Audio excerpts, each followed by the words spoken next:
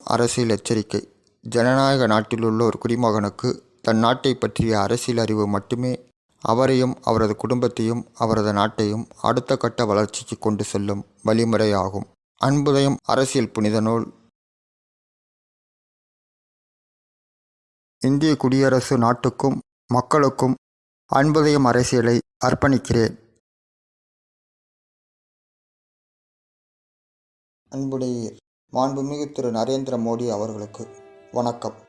அன்புதயம் கட்சியின் நிறுவனர் தலைவர் என்கிற முறையில் சுபாஷ் பாபு ஆகிய நான் மாண்புமிகு பாரத பிரதமர் நிலையிலுள்ள மரியாதைக்குரிய நரேந்திர மோடி ஆகிய தங்களிடம் வந்திருக்கிறேன். அன்புதயம் கட்சி சார்பாக நான் எழுதுகிற இந்த கடிதம் கூட ஒரு நிறுவனர் தலைவர் என்பதற்கு அப்பாற்பட்டு ஒரு தனிநபர் நிலைப்பாடாக கூட எனது இந்த கடித வரிகள் அமையலாம். ஆனால் ஒரு நாட்டின் குடிமகன் என்ற நிலையில், ஒரு கட்சியின் நிறுவனர் தலைவர் என்ற நிலையில், நமது நாட்டின் மத்திய அரசிடம் ஆளுங்கட்சியிடம் கொண்டு வரப்படுகிற எனது நிலைப்பாடாக அமைத்து கொண்டு எனது கருத்து பரிமாற்றங்களை மரியாதைக்குரிய பாரத பிரதமர் ஆகிய தங்களிடம் இந்த கடிதத்தை கொண்டு வந்து இருக்கிறேன். எனது அரசியலை பொறுத்தளவில் ஒவ்வொரு காலகட்டத்திலும் ஒவ்வொரு நிலையிலும் எனது அரசியல் பகிர்மானங்கள் நாடு மக்கள் நலன் பாதுகாப்பு என்ற அடிப்படையில் தனிநபர் நிலையில் நான் எனது அரசியலை தொடங்கி மற்ற கட்சி தலைவர்களோடு தொடர்பு கொண்டு அதற்கு பின் ஒரு தேசிய பிரதான கட்சியின் மாநில அளவில் பொறுப்பில் இருந்து அங்கு கட்சி நிலையில் மட்டும் இருந்து செயல்பட்டு வந்த நான் அரசியல் நிலைப்பாடுகளின் அடிப்படையில் தனிநபர் முறையில் தனிப்பட்ட முறையில் எனது கருத்துக்களை கூட முன்வைக்க இடமில்லாத போது, ஒரு கட்சிக்குள் இருந்து அந்த கட்சியின் நிலைப்பாட்டின் அடிப்படையில் செயல்படுகிற போது கூட, ஆளுங்கட்சி நிலையில் இருக்கிற கட்சியின் குறைபாடுகளை சுட்டிக்காட்டுகிற போது கூட எனது நிலைப்பாடு புறக்கணிக்கப்படுகிறது என்ற நிலையில், இதையே அரசு மட்டத்தில் கொண்டு சென்றால் என்ன என்ற அடிப்படையில் தனிநபர் நிலைப்பாடு நாட்டின் நலன் பாதுகாப்புக்கு பங்கம் ஏற்படுத்தாமல் உத்தரவாதம் பாதுகாப்பு நாட்டுக்கு ஏற்படுத்துகிற அளவில் கருத்துக்களை முன்வைக்க யார் பின்புலமும் வேண்டும் என்பதில்லை என்ற கருத்து எண்ணத்தோடு நான் அரசியலுக்கு வந்தேன். ஒரு தனிநபர் நிலைப்பாடு பின்னாட்களில் ஒரு அமைப்பாக கட்சியாக படிப்படியாக எனது அரசியல் பகிர்மானம் இன்று விரிவடைந்து ஒரு கட்சியின் நிறுவனர் தலைவராக என்னை ஆக்கியிருக்கிறது. ஒருவர் அரசியல் நடத்துவது என்பது பெரிய விஷயமில்லை. ஆனால் எல்லோரும் என்னிடம் கேட்கிற கேள்வி, எந்த கட்சியை எதிர்த்து அரசியல் நடத்தப் போகிறீர்கள் என்ற கேள்வியும், எந்த கட்சிக்கு ஆதரவாக செயல்படப் போகிறீர்கள் என்ற கேள்வியுமாக இந்த இருதரப்பட்ட இந்த கேள்விதான் எல்லோரும் என்னை கேட்டார்கள். ஊடகங்கள் சந்திப்பை நான் ஏற்படுத்திய நாட்களில் கூட எனது வெளிப்படையான நிலைப்பாடுகள் கூட ஆளுங்கட்சி மீதான எதிர்ப்பு அரசியல் என்று கருதி வந்த மீடியாக்கள் கூட இப்போதைய ஆளுங்கட்சி மட்டுமல்ல, இவர்களுக்கு முன்பாக ஆளுங்கட்சியாக இருந்து இப்போது எதிர்க்கட்சியாக இருக்கக்கூடிய கட்சிகள் மீதான விமர்சனமும் எதிர்ப்பும், இந்த கட்சிகளோடு தோழமைகளோடு இருக்கிற தோழமை கட்சிகளின் மீதான எனது எதிர்ப்பும் கூட சாமானிய மக்கள் நிலையில் ஒரு அரசியல் வேண்டும், எந்த அரசியல் கட்சிகளோடும் கூட்டணி இல்லாத போதுதான், அரசியல் சமரசமின்றி செயல்படுகிற போதுதான் சாமானியனின் அரசியல் என்னால் கொண்டு வரப்பட்டதாக அன்புதயம் கட்சியால் அடையாளம் காட்டப்பட்டதாக இருக்க முடியும் என்ற அடிப்படையில் அரசியல் கொள்கைகளை முடிவு செய்த போதே ஏதாவது ஒரு கட்சியுடன் கூட்டணி அன்புதயம் கட்சி அமைத்தது என்றால் அதனுடைய அரசியல் முகவரியை அதுவே இழந்துவிடும் என்ற அடிப்படையில் அன்புதயம் கட்சியின் அரசியல் கொள்கையை வகுக்கும் போதே அதற்கான கட்டுமானத்தை நிறுவனர் தலைவர் நிலையில் நான் வரையறை செய்து ஜீவன் கொடுத்திருந்தாலும், அந்த கொள்கைகளுக்கு உயிரோட்டம் கொடுத்திருந்தாலும், எனது கட்சியின் உறுப்பினர்கள் நிலையில் எந்த கட்சியுடனும் கூட்டணி இல்லை என்ற நிலையில் அரசியல் நடத்த தலைவர் நிலையில் ஆதரவு கேட்ட நிலைப்பாட்டின் அடிப்படையில் கட்சி தொடங்கிய ஆரம்ப காலகட்டத்தில் செயலாளர் அவர்கள் ஆதரவு கேட்டு உறுப்பினர்களை சேர்க்க 6-8 மாதங்கள் என்று தாமதமானாலும் எனது கட்சியின் உறுப்பினர்கள் நிலையில் ஏதாவது ஒரு மதம், ஒரு சாதி, ஒரு வகுப்பு, ஒரு இனம் என்று இருந்துவிடக்கூடாது என்று நிறுவனர் தலைவர் என்ற நிலையில் இருந்த நான் எனது எண்ணத்தை செயலாளர் அவர்களிடம் சொல்லிவிட்டேனே தவிர, அதற்காக அவர் அலைந்த அலைச்சலும் உறுப்பினர் சேர்க்கையில் தனக்கு அறிமுகம் இல்லாத பல தரப்பட்டவர்களை சந்தித்ததும் நான் கட்சி தொடங்க எடுத்த அந்த காலகட்டத்தில் மத்தியிலும் மாநிலத்திலும் ஆட்சி அவலங்களும் அராஜகங்களும் என்று நாட்டில் நிகழ்ந்தவைகளை எல்லாம் அரசியல் என்று மற்றவரிடம் பேசினாலே அதையெல்லாம் காது கொடுத்து கேட்டுவிட்டாலும் கடைசியில் முகம் சுளித்து கொண்டு செல்லக்கூடிய அளவிற்கு மோசமாக இருந்து கொண்டிருந்த அரசியல் காலகட்டத்தில் செயலாளர் அவர்கள் ஒவ்வொரு பகுதியாக தமிழகத்தின் தலைநகரில் மாவட்டம் வட்டம் என்று சென்ற இடங்களிலெல்லாம் கொள்கை அடிப்படையில் குறை சொல்வதற்கு ஒன்றுமில்லை, ஆனால் கட்சி நிலையில் உறுப்பினர் நிலையில் பங்கெடுத்துக் கொள்வது என்பது எங்களால் இயலாது, கட்சி என்று தொடங்குவது என்பது பெரிய விஷயமாக இருக்கிறது என்று செயலாளர் அவர்கள் சந்தித்த மக்கள் பின்வாங்கினர். அன்புதயம் மக்கள் வேட்பாளராக 2 முறை 2009, 2011 ஆண்டுகளில் ஒரு இடைத்தேர்தலையும் ஒரு பொதுத் தேர்தலையும் தமிழகத்தில் சந்தித்தேன். அதில் மக்கள் ஆதரவு இல்லை. இவையெல்லாம் உறுப்பினர் சேர்க்கையின் போது அவர்களிடம் கூறிய போது சற்று ஆதரவு எண்ணத்துடன் யோசிக்கத் தொடங்கினார்கள். அதே பகுதியில் வேறு கட்சியில் இருந்தவர்கள் கூட மக்கள் ஆதரவு நிலையில் அருகில் வரவில்லை. ஆனால் அதே மக்களிடம் நாங்கள் சென்று வந்த பிறகு அந்த மாற்றுக் கட்சியினர் அந்த மக்களிடம் உங்களுக்கு என்ன வேண்டும், அதை நாங்கள் செய்து தருகிறோம் என்று அவர்கள் கூறிய வார்த்தைகள் கூட அதே மக்கள் எங்களிடம் கூறி பரிமாறிக்கொண்டார்கள். இத்தனை நாட்கள் இவர்கள் இதே பகுதியில் தான் இருந்து கொண்டிருக்கிறார்கள். இவ்வளவு நாட்கள் விட்டுவிட்டு நீங்கள் வந்தவுடன் தான் இப்படி வாக்குறுதியை தூக்கி கொண்டு வருகிறார்கள் என்று அதே மக்கள் எங்களிடம் கூறி பரிமாறிக்கொண்டார்கள் என்பதை பார்க்கிறபோது மக்கள் எவ்வளவு தூரம் அரசியலை எங்களை போன்றே புரிந்து வைத்திருக்கிறார்கள் என்ற மனநிலையைத்தான் எங்களுக்கு ஏற்படுத்தி தந்தது. மக்களுக்கு அரசியல் தெரியவில்லை, அதனால்தான் அவர்கள் எவ்வளவு அராஜகம் செய்திருந்தாலும் அந்த கட்சியினர் வெற்றி பெற்று கொண்டிருக்கிறார்கள் என்று நான் கருதிய நாட்கள் எல்லாம் உண்டு. ஆனால் மக்களுக்கும் அரசியல் தெரிந்திருக்கிறது, யார் எப்படி என்பதை புரிந்து கொள்கிற மனப்பக்குவம் இருக்கிறது. எனது மன ஓட்டத்திற்கு தக்கபடியான நான் எதிர்பார்த்த அரசியலைத்தான் இவர்களும் எதிர்பார்த்து காத்து கொண்டிருக்கிறார்கள். நான் சரியான அரசியலைத்தான் தொடங்கியிருக்கிறேன் என்று அப்போது மனநிறைவு அடைந்தேன். இந்திய தேர்தல் ஆணையம் கட்சி உறுப்பினர்கள் நிலையில் கேட்கிற அனைத்து விதிமுறைகளையும் முழுமையாக பூர்த்தி செய்து அனைத்து சாதி, சமூகம், மதம், இனம் மக்களையும் உறுப்பினர்கள் நிலையில் ஒருங்கிணைத்து ஆதரவோடு தொடங்கப்பட்டதுதான் அன்புதயம் கட்சி. நமது தலைமுறை காப்பாற்றப்பட ஜனநாயகத்தில் எந்த ஒரு குடிமகனுக்கும் அவரவருக்குரிய நீதி அவரது வாழ்நாளிலேயே கிடைத்துவிட வேண்டும் என்ற ஜனநாயக அன்புதயத்தின் தாற்பயம் எனது கட்சிக்கு மட்டும் உரியதல்ல. கட்சி பாகுபாடு இன்றி அனைவருக்கும் பொதுவாக்கிட வேண்டும். ஒரு அரசு எப்படி ஒரு நாட்டின் குடிமகன் நிலையில் பொறுப்புணர்வோடு நடந்து கொள்ள வேண்டும் என்று நான் எதிர்பார்த்தேனோ அதே போன்று கட்சி நிலையில் ஒரு அரசு போன்று பொறுப்புணர்வோடு கட்சியை நடத்திட வேண்டும் என்று எண்ணி அதன் அடிப்படையில் அன்புதயம் கட்சியை நான் தொடங்கினேன். அதே அடிப்படையில் தான் நான் கட்சியை செயல்படுத்தி கொண்டு வருகிறேன். உறுப்பினர்கள் வழிநடத்தி கொண்டு வருகிறேன்.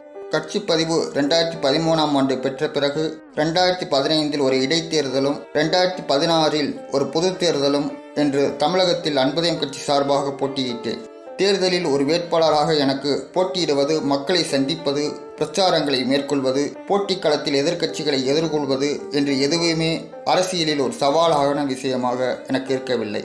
எனக்கு சவாலாக இருந்தவைகள் எல்லாம் தேர்தலில் வேட்புமனு தாக்கல் செய்வது, மனு பரிசீலனைக்கு உட்படுத்துவதில் அதில் முறையான ஆவணங்களோடு சமர்ப்பிக்கப்பட்டதாக அதிகாரிகள் ஏற்றுக்கொண்டு வேட்புமனு ஏற்றுக்கொள்கிற நாளில் அதன் பிறகு தேர்தல் நடத்தும் அதிகாரிகளிடம் வாகன அனுமதி, காவல்துறையிடம் பெறுகிற ஒளிபெருக்கி அனுமதி, அதன் பிறகு தேர்தல் வரவு செலவு என்று தேர்தல் பார்வையாளர் முன்னிலையில் கணக்கு ஒப்படைப்பது, கணக்கு அலுவலர் அனுமதியோடு கணக்குகளை சரிபார்த்து முடிப்பது, முறையாக தேர்தல் வரவு செலவு கணக்குகளை இறுதியில் ஒப்படைப்பது என்று தேர்தல் கால இந்த நடவடிக்கைகளும் கட்சியிலிருந்து கூட்டம், பேரணி, போராட்டம் என்று நடத்த காவல்துறையிடம் சாதாரண சூழ்நிலைகளில் கூட அனுமதி பெறுவதும், சாதாரணமான இயல்பான நிலைகளில் கூட தகவல் தொடர்பு சாதனங்கள் எனது கட்சி வலைத்தளத்தில் உலா வருவது தொடங்கி கைபேசி தொடர்புகளில் பாதிப்பு ஏற்படுத்துவதுமாக என்று தொடர்ந்து எனது இயல்பான வாழ்க்கை நடத்துவது கூட ஒவ்வொரு நாளும் சவாலாக இருந்து கொண்டிருக்கிறது. எல்லாமே இந்த உளவு பிரிவுகளின் நடவடிக்கைகளால் நான் சந்தித்த இடையூறுகள். இன்றளவும் கட்சி நடத்துவதில் கடுமையாக பாதிக்கப்பட்டிருக்கிறேன். இதை ஒவ்வொரு காலகட்டத்திலும் மத்திய அரசுக்கு தெரியப்படுத்தி இருக்கிறேன். ஒரு அரசாக எந்த கட்சி ஆட்சியில் இருக்கிறது, எந்த அதிகாரி தலைமை நிர்வாகத்தில் இருந்து கொண்டிருக்கிறார் என்பதை பற்றி எல்லாம் நான் கவலைப்பட்டதில்லை. ஆளுங்கட்சி நிலையில் மற்ற பிரதான கட்சிகளின் நிலையில் வருகிற விஷயங்களின் அடிப்படையில் சம்பந்தப்பட்டவர்களை நான் அடையாளம் கண்டிருப்பேனே தவிர மற்றபடி நிர்வாக ரீதியில் இருக்கக்கூடிய அதிகாரிகளையோ மற்றவர்களையோ செய்தித்துறை ஊடகங்கள் மூலம் அந்தந்த நேரத்தில் அது தொடர்பான நிகழ்வுகளின் அடிப்படையில் அவர்கள் தனிப்பட்ட முறையில் அவர்கள் பெயர்கள் எனக்கு தெரிந்திருக்கும். மற்றபடி ஆளுங்கட்சி எதிர்க்கட்சி நிலையில் இருக்கக்கூடியவர்களை பற்றியும் அதிகாரிகள் பற்றியும் தனிப்பட்ட முறையில் தெரிந்து கொள்ள வேண்டும் என்றோ அவர்கள் யார் என்ன என்பது பற்றியோ தெரிந்து கொள்ள வேண்டும் என்று நான் ஆர்வப்பட்டதில்லை. ஒரு அரசாக ஒரு ஆளுங்கட்சி நிலையில், நிர்வாகத்துறையில், அதிகாரிகள் நிலையில், அரசியல் ரீதியில், நிர்வாக ரீதியில் அவர்கள் நடவடிக்கையின் தன்மையின் அடிப்படையில், எனது அரசியல் கட்சி அடிப்படையில், கொள்கை அடிப்படையில், எனது நிலைப்பாடுகளின் அடிப்படையில் அவர்கள் மீதான விமர்சனம் ஒரு அரசியல் ரீதியாக, நிர்வாக ரீதியாக எனது ஆதரவு எதிர்ப்பு நிலைகளில் விமர்சனங்களாக எடுத்து வைப்பதும், அது எந்த ஒரு சமரசமும் அவர்களோடு மேற்கொள்வதில் உடன்படாமல் அது முழுக்க முழுக்க அவர்களிடமிருந்து விலகி நின்று ஒரு நாடு மக்கள் நலன் பாதுகாப்பு அடிப்படையில் மட்டுமே எனது ஆதரவு எதிர்ப்பு நிலைகளில் சற்று கடுமையாகத்தான் நான் எனது விமர்சனங்களை முன்வைத்தேன் என்பதும், நான் அவ்வாறு எடுத்து வைக்க வேண்டும் என்று விரும்பினேன் என்பதும் உண்மைதான். அதே நேரத்தில் எவரிடமும் நெருங்கி செல்வதற்கு நான் விரும்பவில்லை, விரும்பியதில்லை என்பது கூட. எல்லா காலகட்டங்களிலும் மற்றவர்களை அரசியல் ரீதியிலாக ஆனாலும், நிர்வாக ரீதியில் ஆனாலும், தனிப்பட்ட முறையில் ஆனாலும் நெருங்கி இருக்கிறார்கள் என்ற நிலையிலும் ஒரு எதிர்ப்பு நிலை என்று வருகிற போது அதில் அவர்களின் நிலைப்பாடு உறுதியான நிலையில்தான் அந்த எதிர்ப்பை தெரிவித்தார்களா என்று பார்க்கிற போது அவ்வாறு இல்லாமல் சந்தர்ப்பவாத நிலைகளில் இந்த எதிர்ப்பு நிலைப்பாடு உண்மையானதாக இருக்க முடியுமா என்ற ஐயப்பாட்டை ஏற்படுத்திய அதே நேரத்தில் சம்பந்தப்பட்டவர்கள் ஆதரவு நிலையில் எப்படி இந்த எதிர்ப்பு நிலைப்பாடு உள்ளவர்கள் இருந்தார்கள் என்ற நிலைப்பாட்டை தெரிந்து கொண்ட சம்பந்தப்பட்டவர்கள் எதிர்ப்பு நிலையில் எப்படி செயல்படுவார்கள் என்ற நிலையில் சம்பந்தப்பட்டவர்கள் அதை எப்படி எடுத்துக்கொண்டு இருப்பார்கள் என்று பார்த்தபோது எதுவுமே உண்மையானதாக அங்கு இல்லை என்பதைத்தான் நான் கண்டேன். ஆதரவு எதிர்ப்பு நிலைகளில் நெருக்கத்தில் இருக்கும் சம்பந்தப்பட்டவர்களிடையே ஒரு உண்மை நிலையில் ஆதரவு எதிர்ப்பு என்று இருந்திருக்கும் என்று கருதுவதற்கு அங்கு இடமில்லாமல் எல்லா நிலையிலும் ஒரு சந்தர்ப்பத்திற்கு தக்க நிலைகளுக்கு தக்கபடியான ஆதரவு எதிர்ப்பு நிலைப்பாடுகள் இருதரப்பாலும் நடந்து கொண்டிருக்கும் போது அங்கு இரு நிலைப்பாடுகளின் உறுதித்தன்மையிலும் வலுவில்லாமல் உண்மையில்லாமல் ஒன்று தொடர்ந்து தொடர்பு நிலைகளில் இருந்து கொண்டு எதற்கும் பயனின்றி ஒன்று தொடர்ந்து இருந்து கொண்டு இருக்கிறது. இது போன்றதொரு அவலங்கள் எனது அரசியல் நிலைப்பாடு எடுத்து வைக்கும் தன்மையிலும் அமைந்துவிடக்கூடாது என்று நான் விரும்பினேன். அதே நேரத்தில் இருவருக்கும் இடையேயான நெருக்கத்தில் இருந்து கொண்டு சந்தர்ப்பவாத நிலைப்பாடுகள் பயனில்லாமல் போகிறது என்று நான் கூறுகிற அதே நேரத்தில் இருதரப்பும் ஒருவர் ஏமாற்றிக் கொண்டிருக்கிறார்கள் என்ற உண்மையும் அதில் இருந்து கொண்டிருக்கிறது என்ற உண்மையை என்னால் உணர்ந்து கொள்ள முடிந்தது. ஆனால் எனது விஷயத்தில் நான் யாரோடு தொடர்பு கொண்டாலும் அவர்களோடு நெருங்கிச் செல்வேன் என்பது கூட அவர்களின் செயல்பாடு நிலைகளில் ஏதாவது ஒரு விஷயம் சார்ந்ததாக மட்டுமே இருக்குமே தவிர அதே நேரத்தில் எதிர்ப்பு நிலைகளில் நான் முன்வைத்தவைகளின் அடிப்படையில் யாரோடும் எந்த சந்தர்ப்பத்திலும் எந்த ஒரு விஷயத்திற்காகவும் சமரசப்பட்டு விடக்கூடாது என்ற நிலையிலேயே எனது எதிர்ப்பு நிலைகளில் முன்வைத்தவைகளின் பின்வாங்காமல் மேலும் மேலும் அவற்றிற்கு வலு சேர்க்கிற விஷயங்களை அதிகப்படுத்தி கொண்டு அவரிடமிருந்து விலகி நின்று அரசியல் நடத்தவே நான் விரும்பினேன். எனது நிலைப்பாடு ஒரு கட்சி நிலையில், ஒரு தலைவர் நிறுவனர் நிலையில், எனது தனிப்பட்ட அரசியல் நிலையில் நான் இவ்வாறு நடந்து கொள்ள வேண்டும் என்று நான் முடிவு செய்து அப்படித்தான் இதுவரையில் எனது அரசியலை நடத்தி கொண்டு வருகிறேன். என்னை பொறுத்தவரையில் அரசியல் கட்சி நிர்வாகம் என்பது எல்லா நிலையிலும் என் நிலைப்பாடு இந்த அடிப்படையில் அமைய வேண்டும் என்று கட்சி தலைவர் நிலையில் கட்சி எப்படி வழிநடத்த வேண்டும் என்ற அடிப்படையில் கட்சியின் கொள்கைகளின் அடிப்படையில் சரியாக நான் கட்சியை வழிநடத்தி கொண்டிருக்கிறேன் என்று எல்லளவும் ஐயமில்லை. ஒவ்வொரு கட்சிக்கும் என்று ஒவ்வொரு அரசியல் கொள்கையும் நிலைப்பாடும் வைத்துக்கொண்டு செயல்படுகின்றன. அதில் எது சரி எது தவறு என்று முடிவு செய்கின்ற விமர்சனத்திற்கு உட்படுகிற விமர்சனங்களை நான் விரும்பவில்லை. என்னை பொறுத்தவரையில் அரசியல் கொள்கை நிலைப்பாடுகள் முன்வைத்துத்தான் மற்றவர்களின் அரசியல் நடவடிக்கைகளை விமர்சித்து கொண்டுதான் நான் அரசியல் நடத்தி கொண்டு வருகிறேன். அரசியல் நடவடிக்கைகளின் அடிப்படையிலான விமர்சனம் என்றாலும் அது ஆளுங்கட்சி எதிர்க்கட்சி நிலையில் மக்கள் பாதிக்கப்பட்டார்கள், சுபிட்சம் பெற்றார்கள் என்ற அடிப்படையில் எனது சாமானியன் அரசியலில் நாட்டின் குடிமகனாக ஒரு அரசிடம் எனது விமர்சனங்களை முன்வைத்து சரி செய்யப்பட வேண்டியதையும் நிவர்த்தி செய்யப்பட வேண்டியவைகளையும் சிறப்பானவற்றை பாராட்டவும் வெளிப்படுத்த அன்புதம் கட்சி எப்போதுமே சார்பு நிலை அற்று ஒரு நடுநிலைத்தன்மையில் சந்தர்ப்பவாத சாதக பாதக நிலைகளை கடைபிடிக்காமல் எடுத்து வைப்பதில் உறுதியாக இருந்ததனால்தான் உண்மையையும் யதார்த்தத்தையும் புரிந்து கொண்டு அரசு ஆளுங்கட்சி நிலையில் அதை சரி செய்து கொள்வதற்கு பரிசீலனைக்கு எடுத்துக்கொண்டு சிறப்பாக செயல்படுவதற்கு வடிகாலாக அமைய வேண்டும். இதில் அன்புதம் கட்சி தனிப்பட்ட பலன்களை விட ஒட்டுமொத்த நாடு மக்கள் என்ற நோக்கத்தில் சக மக்கள் நிலையில் ஒரு அரசின் மீதான நிலைப்பாட்டின் அடிப்படையில் அரசியல் ரீதியிலாக தீர்வு அமைய வேண்டும் என்பது மட்டுமே எனது நோக்கம். நான் அப்படித்தான் செயல்பட்டேன். அப்படி இருந்து நான் செயல்பட்டதனால்தான் அரசு நிலையில் ஆளுங்கட்சி நிலையில் அன்புதம் கட்சியால் எடுத்து வைக்கப்படுகிற விமர்சனங்களுக்கு கொண்டு வரப்படக்கூடிய விஷயங்களின் முக்கியத்துவத்தை அரசுக்கு உணர வைப்பதற்கான நிலைப்பாடாக அன்புதம் கட்சியின் நிலைப்பாடு இருக்கும் என்று எண்ணி சுபாஷ் பாபு ஆகிய நான் தனிநபர் நிலைப்பாடாக இருந்து அன்புதம் கட்சி நிறுவனர் தலைவர் என்று நான் இதுவரையில் அரசிடம் எடுத்து வைத்த நிலைப்பாடுகள் அனைத்தும் எனது அரசியல் நிலைப்பாடாக ஒரே நிலைப்பாடாக இப்படித்தான் நான் அரசியல் நடத்தப் போகிறேன் என்ற உறுதித்தன்மையில் கட்சியின் அரசியல் கொள்கை வகுப்பதிலிருந்து எனது எண்ணங்களின் பிரதிபலிப்பை செயல் வடிவில் அதை கொண்டு வருகிற வரையில் செயலாளர் அவர்களின் ஆதரவும் இன்று வரையில் அரசிடம் நான் இப்படி கொண்டு வருகிற விஷயங்கள் முக்கியத்துவம் பெற்று அது என்ன என்று பார்க்க வேண்டும் என்று அரசு மட்டத்தில் கவனிக்கப்பட வேண்டிய விஷயமாக இன்று பார்க்கப்படுகிறது என்று பார்க்கிறபோது அன்புதம் கட்சி ஆளுங்கட்சி நிலையில் இருக்கிற அரசுகளிடம் கட்சி பாகுபாடுகளையும் கடந்து ஒரு நம்பிக்கை நம்பகத்தன்மையை பெற்று வைத்திருக்கிறது என்ற அளவில் அன்புதம் கட்சியின் அரசியல் வெற்றியடைந்திருக்கிறது என்பதை மரியாதைக்குரிய பாரத பிரதமர் திரு நரேந்திர மோடி அவர்களிடம் ஒரு அரசியல் கட்சி தலைவர் என்ற முறையில் நான் பகிர்ந்து கொள்கிற பெருமைப்படத்தக்க விஷயமாக நான் கருதுகிறேன் என்ற எனது மன ஓட்டத்தினை நான் இங்கு முன்வைக்கிறேன். ஆளுங்கட்சி அரசு என்பது மட்டுமின்றி சம்பந்தப்பட்ட அமைச்சகத்திற்கும் சம்பந்தப்பட்ட அதிகாரிகளிடத்திலும் இதே போன்றதொரு வரவேற்பு கிடைக்கப்பெற்று இருக்கிறது என்பதையும் அவர்கள் நிர்வாகத்துறை மூலம் மேற்கொள்ளும் அணுகுமுறையால் நடவடிக்கையால் அதை காண முடிகிறது. ஆனால் நான் எல்லா மட்டத்திலும் கண்ட ஒரே பார்வை என்னவென்று அதை இங்கு முன்வைக்க வேண்டும் என்று விரும்புகிறேன். ஒரு ஆளுங்கட்சி நிலையில் இருக்கக்கூடிய ஒரு அரசு அதிகாரிகள் என்று அரசு மட்டம் அரசு துறை என்று எங்கு சென்றாலும் ஆளுங்கட்சி எதிர்க்கட்சி நிலைகளில் சாதக நிலைகளும் அதே நேரத்தில் அவ்வப்போது கூட்டணிக்கு தக்கபடியான மற்ற கட்சிகளின் அரசியலுக்கு ஏற்ப சந்தர்ப்பங்களுக்கு ஏற்ப அதிகாரிகளின் அணுகுமுறைகளும் என்று ஒன்றோடு ஒன்று பின்னி பிணைந்து கொண்டு செயல்படுகிற அணுகுமுறை போக்கு இருந்து கொண்டிருக்கிறது.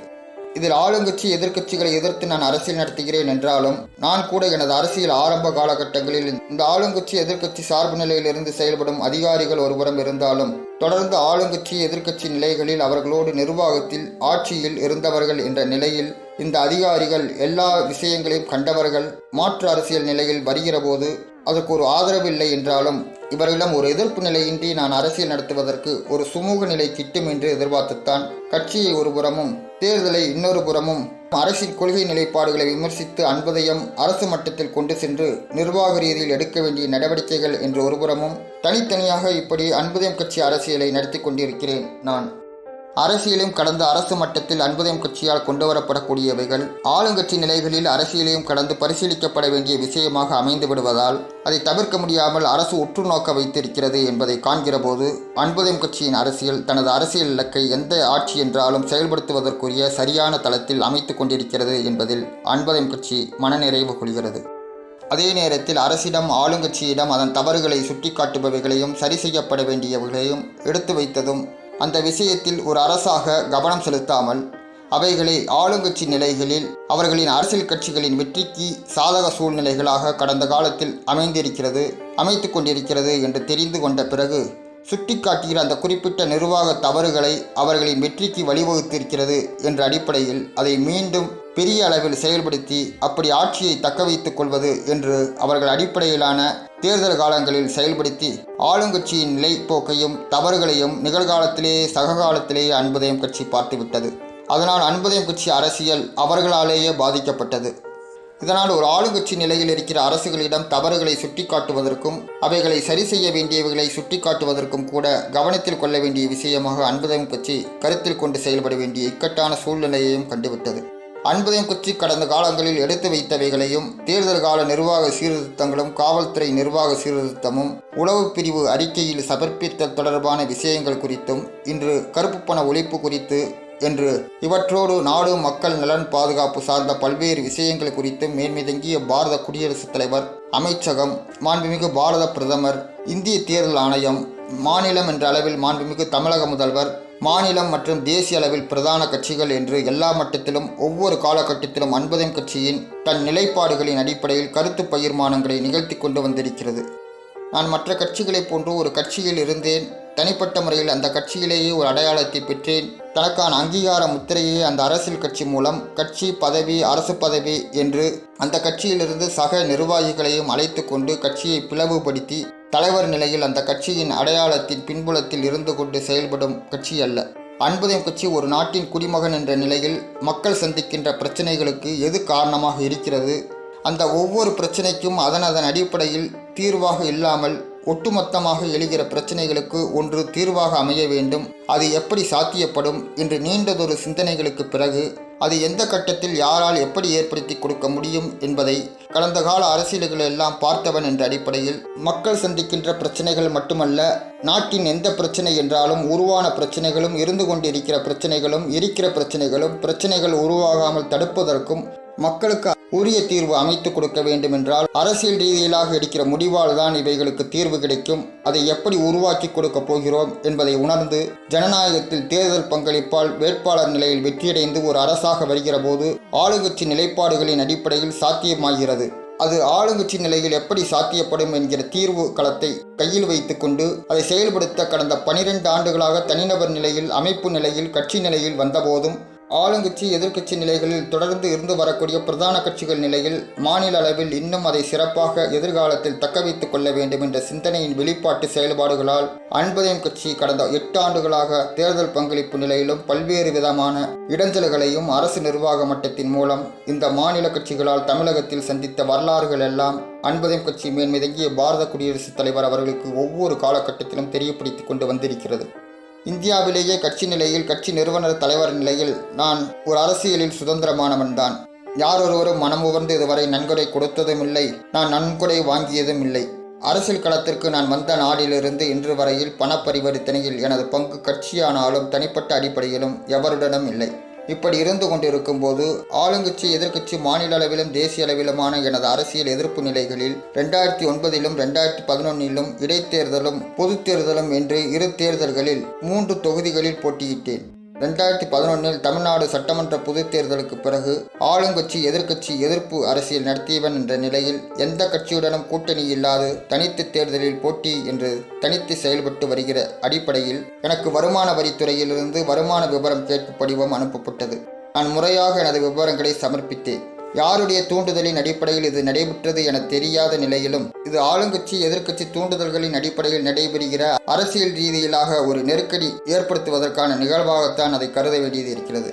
ஒருவரை அரசியல் ரீதியிலாக சரணடைய செய்வதற்கு ஆளுங்கட்சி நிலையில் அரசு துறைகளின் மூலம் இவர்கள் எடுக்கிற நடவடிக்கை என்பது நன்றாக எனக்கு தெரிகிறது.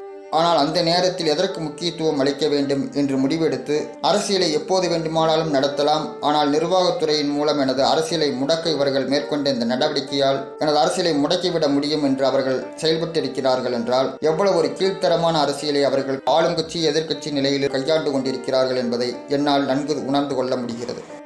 அதே நேரத்தில் எனது முறையான பதிலறிக்கையில் வருமான வரித்துறைக்கு எனக்கு கேட்பு படிவம் கிடைக்கப்பெற்ற சில தினங்களில் முறையாக சமர்ப்பித்தேன். நான் இங்கு சில விவரங்கள் இங்கு சம்பந்தப்பட்டவைகளின் அடிப்படையில் இங்கு உங்கள் முன் கொண்டு வர விரும்புகிறேன். முழுக்க எந்த அரசியல் கட்சிகளுடனும் கூட்டணி அரசியல் இல்லை என்ற கொள்கையை நிலை கொள்கையாக வைத்துக்கொண்டு நான் தேர்தலை சந்தித்தவன் என்ற அடிப்படையில் எனக்கு வருமான விவர கேட்பு படிவம் அனுப்பப்பட்டிருக்கிறது என்று யூகித்து பதிலளிக்கக்கூடிய அளவிற்கு இருக்கிறேன் என்றால் எனது குடும்ப பின்னணிதான் இப்படி யோசிக்கக்கூடிய அளவிற்கு என்னை வைத்திருந்தது. எனது பூர்வீக குடியிருப்பு முகவரி நிரந்தரமாக வைத்துக்கொண்டு செயல்படும் பழக்கம் உள்ளது எங்கள் குடும்பம்.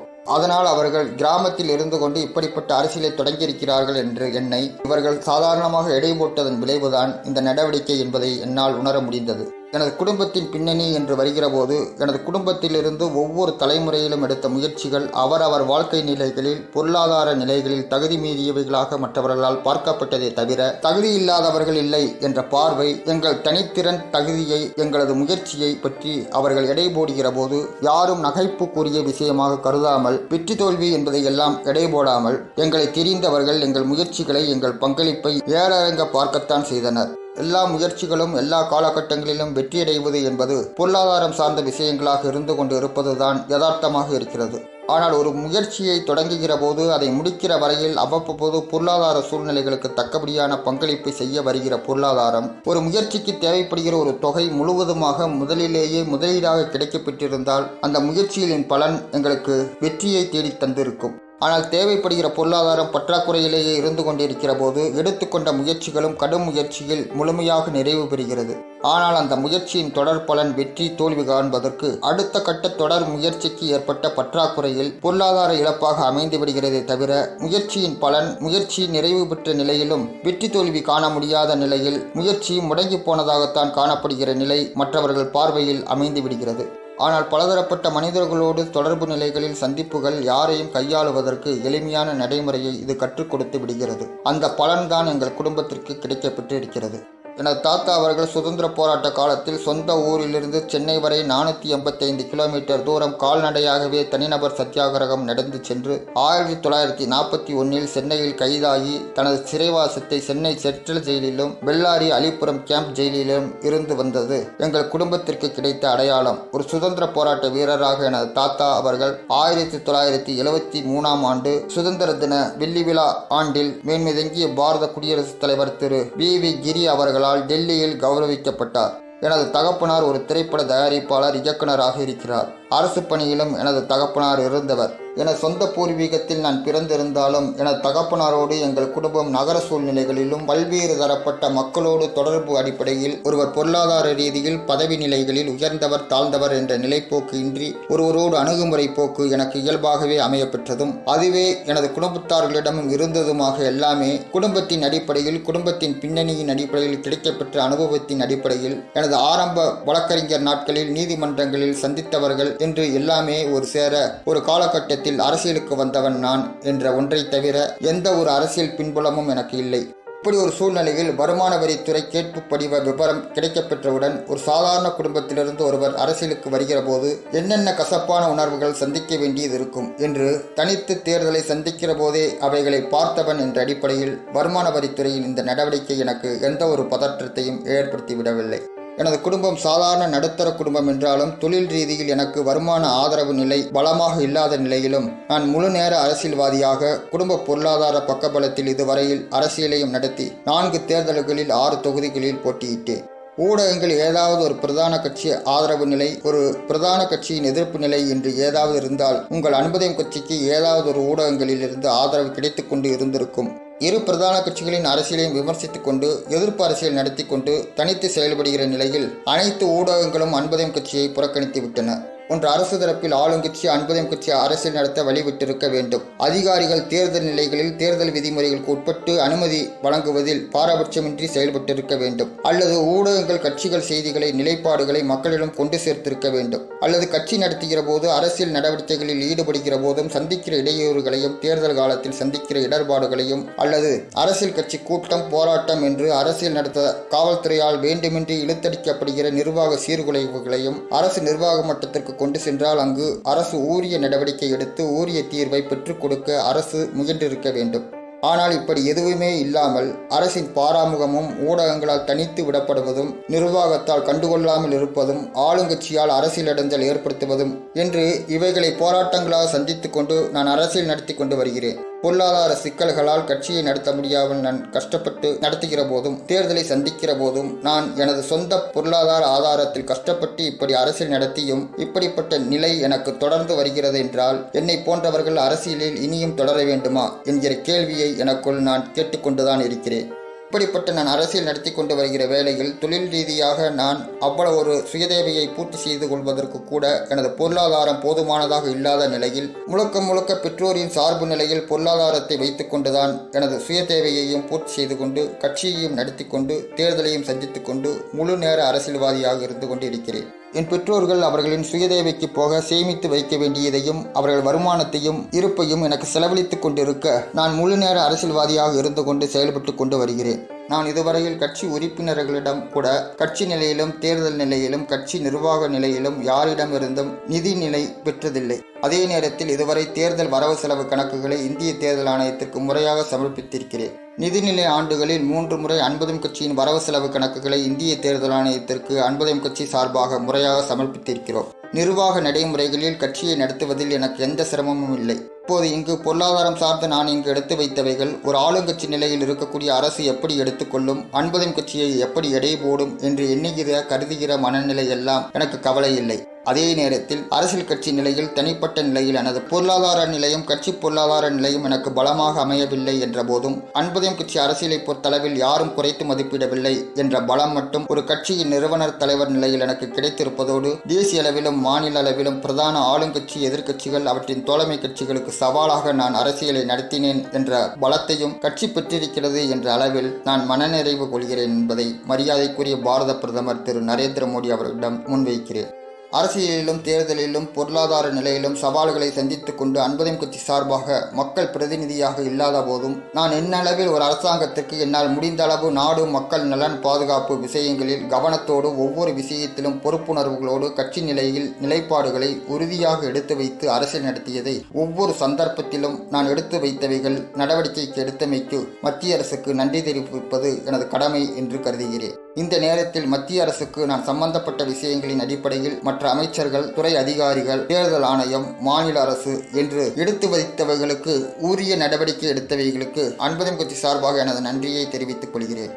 எனது ஆரம்பகால அரசியலிலிருந்து ஒரு சாதாரண குடிமகன் என்ற நிலையில் ஒவ்வொரு கட்டத்திலும் மேன்மிதங்கிய பாரத குடியரசுத் தலைவர் அவர்களுக்கு பல சந்தர்ப்பங்களில் நாடு மக்கள் நலன் பாதுகாப்பு விஷயங்களில் அரசியலையும் கடந்து கட்சி நிலையையும் கடந்து அரசு கட்டமைப்பு கவனத்தில் எடுத்துக்கொள்ள வேண்டிய அளவுக்கு கவனம் செலுத்தக்கூடிய அளவிற்கு எந்த ஒரு விஷயத்தையும் அணுகுவதில் இருக்கிற பொறுப்புணர்வின் அடிப்படையில் எனது அரசியல் நிலைப்பாட்டின் அடிப்படையில் அவரிடம் கொண்டு செல்வதற்கான வாய்ப்பை உருவாக்கி கொண்டு நான் செயல்பட்டதும் அதுவும் உரிய நேரங்களில் நடவடிக்கை தன்மைக்கு உட்படுத்தப்பட்டதும் என்று எல்லாமே நான் தொடர்ந்து இதுவரையில் அரசியல் நடத்த பக்கபலமாக இருந்தது என்ற அடிப்படையில் இந்த நேரத்தில் அவரையும் நினைவு கூற வேண்டிய கடமையும் எனக்கு இருக்கிறது.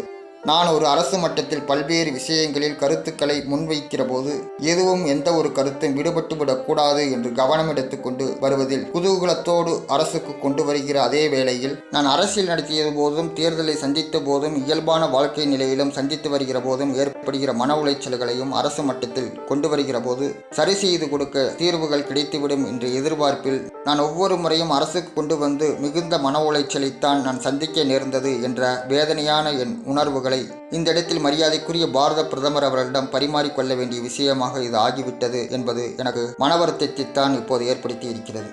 என்னை பொறுத்தளவில் நான் ஏற்கனவே குறிப்பிட்டதை போல எந்த கட்சி ஆட்சியில் இருக்கிறது என்பதை பற்றி கவலைப்படாமல் ஒரு அரசு நிலையில் கொண்டு செல்லப்படக்கூடிய விஷயங்கள் பொதுத்தன்மையோடு கவனத்தில் எடுத்துக்கொண்டு அரசு செயல்படும் என்ற நம்பிக்கையோடு சில நேரங்களில் பிரதிபலித்தாலும் கட்சி சார்பில்லாத ஒரு அரசு நிலையில் அனைவரையும் அரவணைத்து செல்லும் என்பதிலும் அதில் மற்ற கட்சி சார்பானவர்களையும் ஆளுங்கட்சி நிலையில் அமைகிற அரசு அரசியல் கண்ணோட்டமின்றி அவர்களின் அரசியல் பங்களிப்புக்கும் இடமளிக்கும் என்று எதிர்பார்ப்பு இங்கு இடமில்லாமல் போய்விட்டது. இப்படி அரசியல் இடமில்லை, அன்புதயம் கட்சியின் பங்களிப்புக்கு இடமில்லை என்று நான் கருதுவதாக தாங்கள் கருதிவிடக்கூடாது. தொடர்ந்து நான் அரசியலிலிருந்து நான் சந்திக்கின்ற மன உளைச்சல்களிலிருந்து என்னை நான் விடுவித்துக் கொள்ள வேண்டும் என்ற மனநிலைக்கு நான் முடிவெடுக்க வேண்டிய இந்த தருணத்தில் ஏற்கனவே 25/5/2016 அன்று தமிழக அரசிடம் மறைந்த முதல்வர் மாண்புமிகு செல்வி ஜெயலலிதா அவர்களுக்கு நான் எழுதிய கடிதமும் 20/6/2016 அன்று மேன்மை தங்கிய பாரத குடியரசுத் தலைவர் அவர்களுக்கும் எழுதிய கடிதமும் இது தொடர்பாக எழுதியிருக்கிறேன் என்பதையும் தங்களிடம் தெரிவிக்க கடமைப்பட்டிருக்கிறேன். ஒருவர் அரசியலுக்கு வருகிற போது கொள்கை அடிப்படையில் வரையறை செய்யப்பட வேண்டும், நிலைப்பாடுகளை எடுத்து வைக்க வேண்டும். மத்திய மாநில ஆளுங்கட்சி எதிர்க்கட்சிகளை விமர்சித்து அரசின் கொள்கை முடிவுகளை நிறைகுறைகளை விமர்சித்து நான் எடுத்து வைத்தவைகள் எல்லாம் புத்தகமாக வெளியிட வேண்டும் என்று நான் முடிவெடுத்த போது அது விமர்சன புத்தகமாக இருந்துவிடக்கூடாது என்ற அடிப்படையில் ஏற்கனவே அன்புதயம் அமைப்பு நிலையில் நான் இருமுறை தேர்தலை சந்தித்தவன் என்ற அடிப்படையில் என் அன்புதயத்தின் அரசியல் நிலைப்பாடாக எனது நிலைப்பாடு என்ன என்ற அடிப்படையில் ஒரு அரசியல் புத்தகமாக அன்புதயம் அரசியல் புனித நூல் என்று வெளியிட்டு அதில் ஒரு சாதாரண குடிமகன் நிலையில் வாக்காளர் வேட்பாளர் அரசு ஜனநாயகம் நாடு மக்கள் என்ற தாற்பயத்தில் அன்புதயத்தின் அரசியல் நிலைப்பாடும் அரசியலும் வரையறைப்படுத்தி ஜனநாயகத்தில் எந்த ஒரு குடிமகனுக்கும் அவரவருக்குரிய நீதி அவரது வாழ்நாளிலேயே கிடைத்துவிட வேண்டும் என்று அன்புதயத்தின் ஜனநாயக அரசியல் தாற்பயத்தை முன்வைத்து நாட்டில் சட்டம் ஒழுங்கை அமல்படுத்துவதில் எந்த ஒரு பாரபட்சமும் காட்டக்கூடாது என்ற அடிப்படையில் ஒரு நியதியை வைத்து எனது அரசியலை அதில் வெளியிட்டிருந்தேன். அதன் பிறகு 19/2/2016 அன்று அன்புதயம் கட்சியின் கொள்கை பாடல்கள் நாடு மக்கள் நலன் பாதுகாப்பு சார்ந்து நாட்டு மக்களுக்கான எனது உரையை உள்ளடக்கி குறுந்தகடு 2016 வெளியிட்டேன். அன்புதயம் கட்சியின் அரசியலை பொறுத்தளவில் எந்த ஒரு மூடு மந்திரங்களுக்கும் இடமின்றி வெளிப்படையாக நான் அரசியல் நடத்தியதால் எனக்கு மக்களிடம் அங்கீகாரம் கிடைத்தது என்பதும் கட்சி நிலையில் பதிவு அங்கீகாரம் பெறச் சென்ற போது இந்திய தேர்தல் ஆணையத்தில் அதிகாரிகள் நிலையில் அந்த கேட்பு நாளில் எங்கள் அரசியல் நிலைப்பாடுகளை கொள்கைகளை கட்சி வடிவமைப்பினை தெரிந்து கொள்வதற்காக அவர்கள் எடுத்துக்கொண்ட கால அவகாசம் ஆர்வம் ஈடுபாடு எல்லாம் அன்புதயம் கட்சி இந்தியாவில் தேவை அவசியம் என்று கருதியதாகத்தான் எங்களுக்கு பட்டது. கட்சியின் கொள்கைகளை நான் உருவாக்கி வடிவமைத்திட எனக்கு 8 மாத காலம் ஆயிற்று. இப்போது நான் இருக்கிற மன உளைச்சலில் அரசியலிலிருந்து நான் என்னை விடுவித்துக் கொள்கிறேன் என்று சொல்கிற வேளையில் மரியாதைக்குரிய பாரத பிரதமர் அவர்களிடம் நான் ஒன்றை சொல்லிக்கொள்ள விரும்புகிறேன். ஆளுங்கட்சி எதிர்க்கட்சி நிலைகளில் அரசியல் கட்சிகளின் நிலை அதிகாரிகளின் நிலை நடவடிக்கை நிர்வாகம் தெரியாமல் செல்கிறேன் என்று எண்ணிவிடக்கூடாது. தேர்தல் காலங்களில் வேட்பாளர்களின் வெற்றியும் மீடியாக்களின் செய்தி வெளியிடுதலில் இருக்கிற ஆளுங்கட்சி எதிர்க்கட்சி நிலைகளில் அவர்களின் பங்களிப்பும் என்று ஒவ்வொரு நிலையிலும் நடந்தேறுகிற அரசியலை கண்டுவிட்டேன் என்கிற நிலையில்தான் எனக்கு இப்போது ஏற்பட்டிருக்கிற மன உளைச்சல் இப்போது பெரிதாக தென்படவில்லை. ஏனென்றால் இவ்வளவு அரசியலை நடத்திவிட்டு பாதியிலேயே விட்டுச் செல்கிறேன் என்ற மன வருத்தமும் எனக்கு இப்போது இல்லை. ஆளுங்கட்சி எதிர்க்கட்சி நிலைகளில் முழுமையாக அரசியலை தெரிந்து கொண்டு விட்டேன் என்ற நிலையில் இப்போது எனக்கு ஏற்பட்டிருக்கிற மன உளைச்சலிலிருந்து மன அழுத்தத்திலிருந்தும் நான் விடுபட்டு விட்டேன். இதை ஒரு அரசிடம் கொண்டு வருவது கூட அரசியல் கட்சி நிலையில் அன்புதயம் கட்சி இதுவரையில் அரசிடம் தொடர்பில் இருந்து வந்தது என்ற அடிப்படையில்தான். நான் எப்படி அரசியலுக்கு வரும்போது எனக்கு அறிமுகம் அரசிடம் தேவை என்று கருதினேனோ அதே போன்றதொரு மனநிலையில் விடைபெறுகிற போதுதான் இந்த விஷயத்தில் நானே மன ஆறுதல் ஏற்படுத்தி கொள்ளக்கூடிய விஷயமாக இதை நான் கருதுகிறேன். 2014 பாராளுமன்ற பொதுத் தேர்தல் முடிந்து தாங்கள் வெற்றி பெற்று தாங்கள் சார்ந்த பாரதிய ஜனதா கட்சி பெரும்பான்மையை பெற்றிருந்த நிலையில் தாங்கள் பாரத பிரதமராக பொறுப்பேற்கும் நேரத்தில் 17/5/2014 அன்று தாங்கள் சார்ந்த பாரதிய ஜனதா கட்சி புதுடெல்லி அலுவலகத்திற்கு தங்கள் பெயரிட்டு நரேந்திர மோடி ஆகிய தங்களுக்கு ஒரு நல்ல ஆட்சி தந்திட எனது வாழ்த்துக்கள் மற்றும் நாடு மக்கள் நலன் பாதுகாப்பு அடிப்படையில் என் எதிர்பார்ப்புகளை அன்புதயம் கட்சி சார்பாக வெளிப்படுத்தியிருந்தேன். அதன் பிறகு கடந்த மாதம் 15/11/2016 அன்று மாண்புமிகு பாரத பிரதமராக உள்ள மரியாதைக்குரிய நரேந்திர மோடி ஆகிய தங்களுக்கு கருப்பு பண ஒழிப்பு தொடர்பாக மத்திய அரசின் நடவடிக்கை குறித்து எனது கருத்துக்களை அன்புதயம் கட்சி சார்பாக கடிதத்தில் வெளிப்படுத்தியிருந்தேன். இப்போது இதனை நினைவு கூறுகின்ற இந்த நேரத்தில் என் நிலைப்பாடுகளை, என் எதிர்பார்ப்புகளை, அன்புதயம் கட்சியின் தாத்பரியங்களை எனது கடிதங்கள் 17/5/2014 மற்றும் 15/11/2016 மூலம் முழுமையாக உணர்ந்திருப்பீர்கள் என்கிற நம்பிக்கை எனக்கு முழுமையாக இருக்கிறது. நான் இப்போது பகிர்ந்து கொண்டிருக்கிற அனைத்தும் ஒரு அரசை நடத்துகிற மரியாதைக்குரிய பாரத பிரதமர் நரேந்திர மோடி ஆகிய தங்களிடம் கருத்து பகிர்மானங்களாக இந்த கடிதத்தின் மூலம் நிகழ்த்தியிருக்கிறேன் என்கிற மன உணர்வோடு விடைபெறுகிறேன். நன்றி, வணக்கம். எம். சுபாஷ் பாபு, 19/12/2016. இந்த கடிதம் எழுதுவதற்கு முன்பு நீண்டதொரு யோசனைக்கு பிறகு எழுதுவதா வேண்டாமா என்ற சிந்தனை எனக்கு வந்ததுண்டு. ஒரு கட்டத்தில் என் உணர்வுகளை சரியான இடத்தில் கொண்டு போய் சேர்த்திட வேண்டும் என்று நான் விரும்பினேன். அந்த அடிப்படையில் இந்த கடிதம் எழுதப்பட்டிருந்தாலும், எழுதுகிற போதே பலவற்றை தணிக்கை செய்து எழுதியிருந்தாலும், எழுதி முடித்த பின் அதை தபாலில் அனுப்புவதற்கு சற்று மனம் இடம் கொடுக்கவில்லை. ஒரு கட்சியின் தலைவர் நிலையில் இருக்கக்கூடிய நான் இன்னொரு கட்சியின் தலைவரிடம் இதை கொண்டு சேர்க்க வேண்டுமா? ஒரு அரசு என்ற நிலையில் 10 பேரில் ஒருவராவது பொது சிந்தனையில் இருப்பார்கள் என்ற எண்ணம் கொண்டு அணுகுகிற மனநிலை போக்கு எவரிடமும் இருப்பதாக தென்படவில்லை. ஒரு அரசு என்ற நிலையில் தனிப்பட்ட முறையில் நான் அணுகிய காலமெல்லாம் எனக்கு உண்டு. ஆனால் இப்போது கடந்த காலங்களில் எனது அணுகுமுறைகளை இப்போது நினைத்து பார்க்கிற போது எனது உணர்வுகள் இந்த கடிதங்களின் மூலம் தங்களுக்கு தெரியப்படுத்துவதனால் எனக்கு நிவாரணம் கிடைக்குமா என்பதில் கூட உறுதிப்பாடு இல்லை. ஒரு அரசு நிலையில் செயல்பாடு எப்போதும் பொதுநிலையில் அமைந்திட வேண்டும் என்ற எதிர்பார்ப்பு இல்லாமல் இருக்கிறது என்பதாகத்தான் உணர்கிறேன். ஆட்சிக்கு வரும் வரையில் மற்றவர்களின் ஆதரவு கோருகின்ற போதுதான் கட்சி நிலை என்றால், ஆட்சிக்கு வந்த பிறகும் கட்சி மனப்போக்கோடு சிந்தனையில் அரசு பதவியில் இருந்து கொண்டு அவர்கள் வெளிப்படுத்தும் தன்மையில் மற்ற கட்சிகளை ஆட்சி நிலைகளில் அவர்கள் இருந்து கொண்டு புறக்கணிக்கிறார்கள் என்றாலும், 10இல் ஒருவருக்காவது பொது பங்களிப்பு அணுகுமுறை எதிர்பார்ப்பு நமக்கு இருந்து கொண்டிருக்கிற நிலையில் ஆட்சியாளர்கள் நிலையில் நாம் நெருங்கிச் செல்கிறோம் என்ற மனப்போக்கில் ஆளுங்கட்சி அவர்களை தனிமைப்படுத்தி கொண்டு சென்று விடுகிறார்கள். இந்த அடிப்படையில் பார்க்கிற போது, ஒரு அரசாக நாம் பார்க்கிற போது லட்சிய அரசு அமைந்து விடாதா என்பது மட்டும்தான். அது ஒவ்வொருவருக்கும் ஒரு அரசியல் பார்வை இருக்கும். புதிதாக ஒருவர் அரசியலுக்கு வருகிற போது அன்புதயம் கட்சியின் கொள்கை நிலையில் எதிர்பார்க்கிற அரசியல் சிந்தனையை மற்றவர்களிடம் எதிர்பார்ப்பது பாரம்பரியமாக இருந்து வருகிற கட்சிகளிடம் மட்டுமல்ல, நோக்கம் இல்லாத கட்சிகளிடமும் எதிர்பார்ப்பது என்பது சிந்தனை செயல்பாடுகளில் நம்மால் அரசியல் சிந்தனைகளில் அவரது சிந்தனைகளில் செயல்பாடுகளில் எதிர்பார்ப்பது இயலாது என்பது என் கணிப்பாக இருக்கிறது. இதை இந்த கடிதத்தின் மூலம் வெளிப்படுத்தி என் உணர்வுகளை வெளிப்படுத்தியிருக்கிறேன். அதை கொண்டு சேர்க்க எனது மனம் இப்போது முன் வராத நிலையில் இக்கடிதத்தினை தபாலில் சேர்க்கவில்லை. இப்போது இந்த நாளில் 16/1/2017 எனது அரசியல் பதிவினை மத்திய அரசு நிலையில் ஒரு சுதந்திர போராட்ட வீரரின் பேரன் என்கிற நிலையில் எனது நிலைப்பாட்டை கொண்டு செல்ல வேண்டும் என்று நான் விரும்பினேன். எனவே மீண்டும் தொடர்கிறேன். 2வது கட்ட எனது அரசியலை நான் தொடர வேண்டுமா வேண்டாமா என்பது எனது விருப்பத்திற்கு உட்பட்டதாக இருந்தாலும், நிலைப்பாட்டை மத்திய அரசுக்கு கொண்டு வந்து கொண்டிருந்த அன்புதயம் கட்சி நிலைப்பாடு பதிவு எதிர்காலத்தில் இல்லாமல் போனால் அன்புதயம் கட்சியின் அரசியல் நிலை குறித்து வெளிப்பாடு தெரியாமல் போய்விடும் என கருதி எனது உணர்வோட்டத்தினை தொடர்ந்து பதிவு செய்கிறேன். இதுவரையில் நமது இந்திய நாட்டில் நேர்மையானவர்கள் எல்லா நிலையிலும் பாதிக்கப்படுகிறார்கள். குற்றவாளிகளும் குற்ற பின்னணி உள்ளவர்களும் சட்டம் ஒழுங்கை மீறியவர்களும் அரசியல்வாதிகள் மக்கள் பிரதிநிதிகளாகவும் அவர்களின் ஆதரவாளர்கள் பாதுகாப்பாகவும் மக்களின் அபிமானம் செல்வாக்கு பெற்று தேர்தலில் வெற்றி பெற்று விட்டால் எந்த தவறும் செய்யலாம், அதில் தப்பித்து கொள்ளலாம் என்ற நடைமுறை தொடர்ந்து கொண்டு இருப்பதனால் இவர்கள் தனிப்பட்ட முறையில் பலனடைகிறார்கள். தனிப்பட்ட முறையில் பாதுகாப்பாக இருந்து கொண்டிருக்கிறார்கள் என்பதெல்லாம் அவர்களின் தனிப்பட்ட நலன் சார்ந்ததாக அது இருந்து விடுவதால் அது பற்றி நான் கவலை கொண்டதில்லை. ஆனால் இவர்களின் தனிப்பட்ட நலன் சார்ந்ததாக இருப்பதோடு மட்டுமல்லாமல் இவர்களால் நாட்டில் சமுதாய சீரழிவு நடந்தேறுகிறது.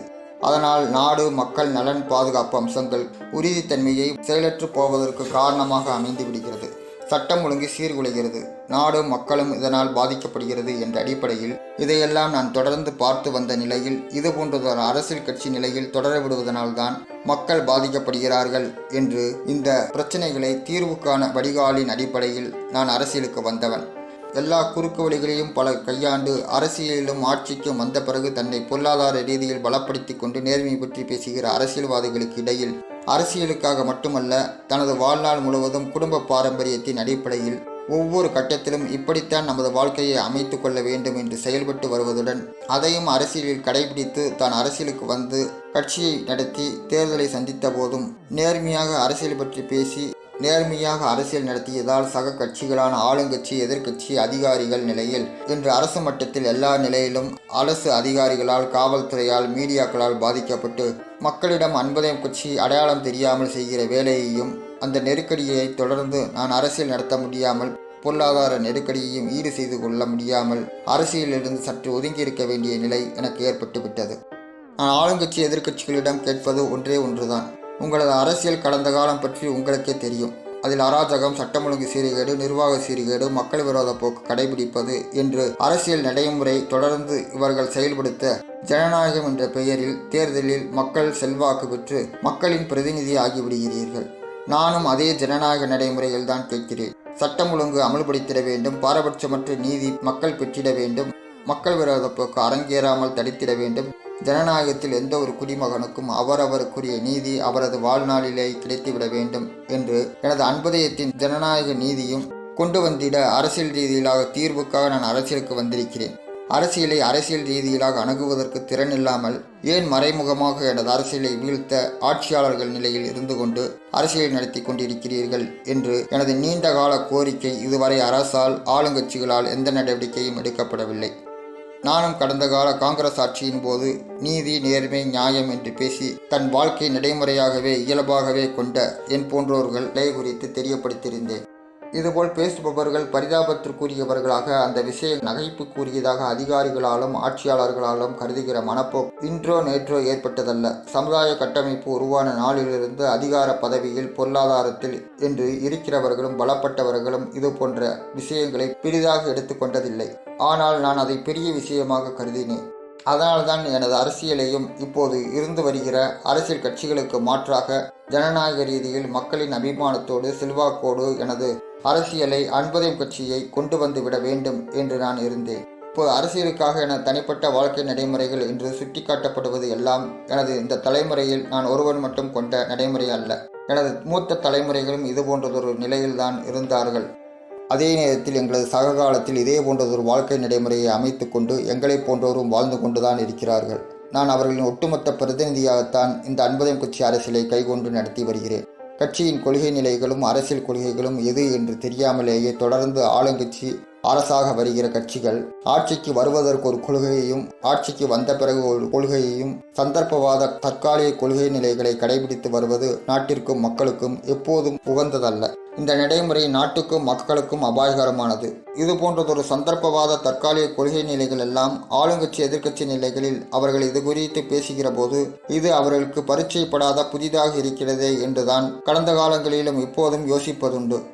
அந்தந்த காலத்தில் புதிதாக அந்தந்த துறைகளில் வந்தவர்களின் புதிய சிந்தனைகளையும் கொள்கைகளையும் மீடியாக்கள் மூலம் கிடைக்கப்பெற்ற விஷயங்களை வைத்துக்கொண்டு இந்த பிரதான கட்சிகளின் நிலைகளில், ஆளுங்கட்சிகளின் நிலைகளில், எதிர்க்கட்சிகளின் நிலையில் கொண்டு சேர்க்கிற விஷயங்களை கொண்டுதான் நீண்டதொரு அரசியலை தக்க வைத்துக் கொண்டு சந்தர்ப்பவாத அரசியலில் சித்தாந்தங்களின் பிரதிபலிப்புகளாக இருந்து கொண்டு தங்களை அதில் அடையாளப்படுத்திக் கொண்டு தங்களை பிரதிபலித்துக் கொண்டு அவ்வப்போது ஒவ்வொரு கட்டத்திலும் தங்களை அரசியலில் நிலைநிறுத்தி கொண்டு இருந்திருக்கிறார்கள் என்பதும் அவர்கள் தற்காலிக கொள்கை சித்தாந்தங்களையும் பிரதிபலிக்கிற இவர்கள் இந்த கொள்கைகளின் அடிப்படை தாற்பயங்களை சீரழித்து அந்த சித்தாந்தங்களின் அடிப்படை தன்மை இயல்பை பற்றி தெரியாமல் தங்கள் சுயநல அடிப்படையில் கொள்கைகளை தனதாக்கி கொண்ட இவர்கள் நாட்டிற்கும் மக்களுக்கும் எந்த பயனும் ஏற்பட போவதில்லை. இவர்கள் நாட்டிற்கும் மக்களுக்கும் அபாயகரமானவர்கள். இந்திய அரசியலை எடுத்துக்கொண்டாலும் கூட காலகட்டத்தை பிரதிபலிக்காமல் இது போன்ற விஷயங்களை ஒப்பீட்டின் அடிப்படையில் சிலவற்றை இங்கு தங்கள் முன் கொண்டு வர விரும்புகிறேன். பிராமணர் எதிர்ப்பு இயக்கங்களும் இந்திய எதிர்ப்பு போராட்டங்களும் திராவிடர் பற்றிய சித்தாந்தங்களும் சுதந்திரத்துக்கு முன்பே இந்த நாட்டில் உருவெடுத்து இந்த அரசியல் சித்தாந்தமும் கைகொண்டார்கள். மக்களின் பிரதிநிதிகளாக இருந்ததும் அதன் பிறகு சுதந்திரத்திற்கு பிறகு ஒரு கட்சி நிலையில் இதே பிராமணர் எதிர்ப்பு, இந்திய எதிர்ப்பு போராட்டம், திராவிடர் பற்றிய பேச்சுக்கள் என்று தனக்கு தொடர்பில்லாதவரை எல்லாம் இது போன்றதொரு நடவடிக்கைகளில் எல்லாம் ஈடுபட்டவர்கள் ஒருபுறம் இருக்க, இவைகளை எல்லாம் ஒருங்கிணைத்து கொண்டு இவைகளில் சம்பந்தப்பட்டவர்கள் அந்தந்த நிகழ்வுகளில் அந்த ஒரு நாளில் மட்டும் சம்பந்தப்பட்டவர்களை அடையாளப்படுத்திவிட்டு தேசிய அளவில் பிராமணர்களுக்கு எதிரான முற்பட்ட வகுப்பினருக்கு எதிராக ஒரு பாதுகாப்பான அரசியலை ஏற்படுத்தி கொடுக்க டாக்டர் அம்பேத்கர் அவர்கள் தனது சீரிய மக்கள் தொடர்பில் SC ST பிரிவினருக்கு பாதுகாப்பை ஏற்படுத்தி கொடுத்தார்கள். அதே அரசியலை தமிழகத்தில் மாநில அளவில் பிராமணர் எதிர்ப்பு. ஆனால் ஒட்டுமொத்த அரசு பட்டியல்படுத்தப்பட்ட சாதிய இயக்கமாக கடவுள் மறுப்பு என்று எல்லாமே மத, சாதி, இன, மொழி எல்லாவற்றிலும் பிரிவினைகளின் பாசறையாக ஒன்றிணைக்கும் பணியில் ஒரு கட்சியாக திராவிட முன்னேற்ற கழகம் அன்று 1949 தமிழகத்தில் உருவானது. ஒரு அரசியல் ரீதியிலான காரணத்திற்காக பங்களாதேஷ் உருவாவதற்கு முன்னாள் பாரத பிரதமர் திருமதி இந்திரா காந்தி அவர்கள் காரணமாக இருந்தார் என்ற வரலாறு இருந்தாலும், அன்புதய கட்சியை பொறுத்தளவில் ஒரு நாட்டின் உள்நாட்டு அரசியலில் குழப்பத்தில் தலையிட்டு இந்த தனி நாடு அங்கீகார விஷயத்தில் காங்கிரஸ் தலையிட்டது என்ற நிலையில் அவரது அரசியல் நிலைப்பாடு தவறு என்பதில் அன்புதயம் கட்சி உறுதியாக இருக்கிறது. இந்திய அரசியலமைப்பு சட்டத்திற்கு உட்பட்டிருக்கக்கூடிய நமது பாரதத்தின் மாநிலமான தமிழகத்தில் இருந்து கொண்டு முஜிபுர் ரகுமானாக மாறுவேன் என்று தனிநாடு கோரிக்கை வைத்து அரசியலை திமுக நடத்தியதையும், இலங்கையின் உள்நாட்டு பிரச்சினைக்கு அரசியல் குழப்பத்திற்கு ஆதரவளித்து உள்நாட்டு போர் நடத்தும் அமைப்பிற்கு மத்திய அரசிடம் இருந்து ஆதரவு பெற்று தந்ததுடன், காங்கிரஸ் சார்பாக பாகிஸ்தான் பிரச்சனையில் திருமதி இந்திரா காந்தி அவர்கள், பாகிஸ்தான் உள்நாட்டு பிரச்சனையில் திரு முஜிபுர் ரகுமான் அவர்களை மத்திய அரசு சார்பாக ஆதரித்தது என்பதற்காக நானும் தமிழகத்தின் சார்பாக இலங்கையின் அரசியல் விவகாரத்தில் ஒரு அமைப்பை ஆதரிக்கிறேன் என்று காங்கிரசுக்கு போட்டி அரசியலை திராவிட முன்னேற்ற கழகம் கட்சி தலைவர் திரு மு கருணாநிதி அவர்கள் நடத்தியதையும், சுதந்திர தின வெள்ளி விழா ஆண்டில் மத்திய அரசு சார்பாக சுதந்திர போராட்ட தியாகிகளை கௌரவிக்கிறேன் என்று மத்திய அரசு ஒரு முடிவெடுத்தால், அதனைத் தொடர்ந்து நானும் மாநில அரசாக ஒரு முதல்வர் நிலையில் மொழிப்போர் தியாகிகள் என்று நானும் அங்கீகரித்து ஓய்வூதியம் அளிக்கிறேன் என்று எல்லாமே தனக்கென்று ஒரு அரசியல் கொள்கை கோட்பாடு எதுவும் இன்றி சந்தர்ப்பவாத நகல் போலி அரசியலை நடத்தி கொண்டு வருவதற்கு பலரின் அரசியல் கொள்கைகள் கோட்பாடுகளை எல்லாம் களவாடி அவர்களின் அரசியலுக்கு சமாதி கட்டிவிட்டு மீடியாக்களின் துணையோடு இன்று வரையில் அரசு ஆவணங்கள், கோப்புகள் என்று அரசின் கொள்கை முடிவுகள் வெளியிடுகிற தருணத்தில் அந்த அரசு அறிவிப்பு வெளிவந்து உறுதியான அடுத்த நிமிடமே தனது அறிக்கை வெளியிட்டு அவரது அரசியல் வெளிவருவதும், அதே அரசியல் முடிவுகள் பரிசீலனையில் இருக்கிற போது ஆதரவு நிலை, எதிர்ப்பு நிலை என்று இந்த கட்சியின் கொள்கை முடிவுகள் அவர்களை ஒவ்வொரு கட்டத்திலும் அவ்வப்போது குற்ற பின்னணியில் இருந்து தப்பிப்பதற்கு உத்தரவாத நிலையில் மத்திய அரசு கொள்கை ஆதரவு எதிர்ப்பு நிலை கடைபிடித்தது என்று குற்றச்சாட்டினை இந்த கட்சி மட்டுமல்ல, குற்ற பின்னணி உள்ள கட்சிகள் அனைத்தும் இதே நடைமுறையைத்தான் கையாண்டன என்பதும், அது ஒவ்வொரு கட்டத்திலும் மத்திய அரசு ஏற்றுக்கொண்டு அடிபணிந்து போனதும், சில நேரங்களில் நிராகரித்தாலும் அரசியலில் அது போன்றதொரு கட்டோடு கூட்டணிகளை இந்த மத்திய ஆளுங்கட்சிகளும் ஆதரித்துக் கொண்டுதான் இருந்தன என்பதை மத்திய தேசிய ஆளுங்கட்சிகள் மறுக்க முடியாது என்பதை அன்புதயம் கட்சி கண்டுதான் வந்திருக்கிறது. இதில் இலங்கை தமிழர் பிரச்சனையில் திருமதி இந்திரா காந்தி அவர்கள் காலகட்டத்திலேயே இலங்கையில் நடந்தது ஒரு இனப்படுகொலை என்று அங்கீகாரத்தை அன்றே வழங்கி அதன் தீர்ப்பை பெற அன்றே முயன்றார் என்ற வரலாறு இருக்கிற அதே நேரத்தில் கடந்த 2009 நடந்த போருக்கு பின்னும் இதே போன்றதொரு அங்கீகாரம் மத்திய அரசாக தமிழக அரசு பெற முயன்றதுடன், திரு ராஜீவ்காந்தி அவர்கள் மறைவுக்கு பிறகு ஒரு காலத்தில் ஒரு இன மக்களின் பாதுகாப்பு அம்சத்தை கருத்தில் கொண்டு இலங்கை அரசுக்கு எதிராக போர் நடத்தி வந்த ஒரு அமைப்புக்கு ஆதரவளித்து பயிற்சி அளித்து வந்ததும், பிரதமர் உயிருக்கு ஆபத்து முடிந்தது என்ற நிலையில் அந்த இயக்கத்தோடு இந்தியாவில் தடை செய்ய மத்திய அரசு முடிவு செய்தது. அப்படி இருந்தும் அந்த அமைப்பின் நடவடிக்கைகளுக்கும் அந்த அமைப்புக்கு ஆதரவாகவும் பக்கபலமாகவும் இலங்கையின் போர் நடவடிக்கையின் போது அந்த அமைப்பின் தூதுவர் போன்று தமிழக முதல்வராக இருந்து கொண்டு அந்த நாட்களில் மத்திய அரசோடு இரட்டை நிலை அரசியல் கொள்கையை கடைபிடித்து, இரண்டு முரண்பட்ட அரசியல் கொள்கையையும் ஒரு சேர கடைபிடித்து மாநிலத்தின் முதல்வர் நிலையில் மத்திய ஆட்சியில் அங்கம் என்று இந்த இரு நிலைப்பாட்டில் மத்திய அரசுக்கு தர்ம சங்கடமான நிலையை ஏற்படுத்தி அவரையும் அவரது அரசியலையும் அவரது கட்சியின் குற்ற பின்னணி நடவடிக்கைகளையும் விசாரணையிலிருந்து மத்திய அரசு நடவடிக்கைகளிலிருந்து தற்காத்துக் கொள்வதற்கான அரசியல் சந்தர்ப்ப சூழ்நிலைகள் ஒவ்வொரு காலகட்டத்திலும் திமுக தலைவர் திரு மு கருணாநிதி அவர்களுக்கு இயற்கையாகவே அரசியலில் அமையப்பெற்றிருந்தது என்பது மட்டும்தான் அரசியல் சூழ்நிலைகள் அவர்களுக்கு சாதகமாக அமைத்து கொண்டது என்பதுதான் அவரது அரசியல். மாநிலத்தில் திமுக ஆட்சிக்கு மக்கள் விடுதல் கொடுத்த பிறகு இலங்கை தமிழர் பிரச்சனையில் மத்திய அரசின் கொள்கை முடிவுகளுக்கு மாறாக தனது மகன் திரு ஸ்டாலின் மூலம் ஐக்கிய நாடுகள் சபைக்கு மத்திய அரசின் கொள்கை முடிவுகள் மீதான அதிருப்தியின் வெளிப்பாட்டை அங்கு வெளிப்படுத்திய போது மத்திய அரசு அதை வேடிக்கை பார்த்து கொண்டுதான் இருந்தது. ஊழல், குற்ற பின்னணி என்று எல்லாமே வெளியில் வந்தது. சட்டம் ஒழுங்கு சீர்கேடு வெளியில் வந்தது. விசாரணை கமிஷன் வெளியில் வந்தது. அறிக்கைகள் வெளிவந்தது. பொருளாதார குற்றம், குற்ற நடவடிக்கை, ஊழல்கள், கைது விவகாரம் என்று எல்லாம் இருந்தபோதும் எதன் மீதும் முறையாக மத்திய அரசு அரசியலையும் கடந்து ஒரு அரசாக முறையாக நடவடிக்கை மேற்கொண்டதில்லை என்பதைத்தான் காண நேர்ந்தது.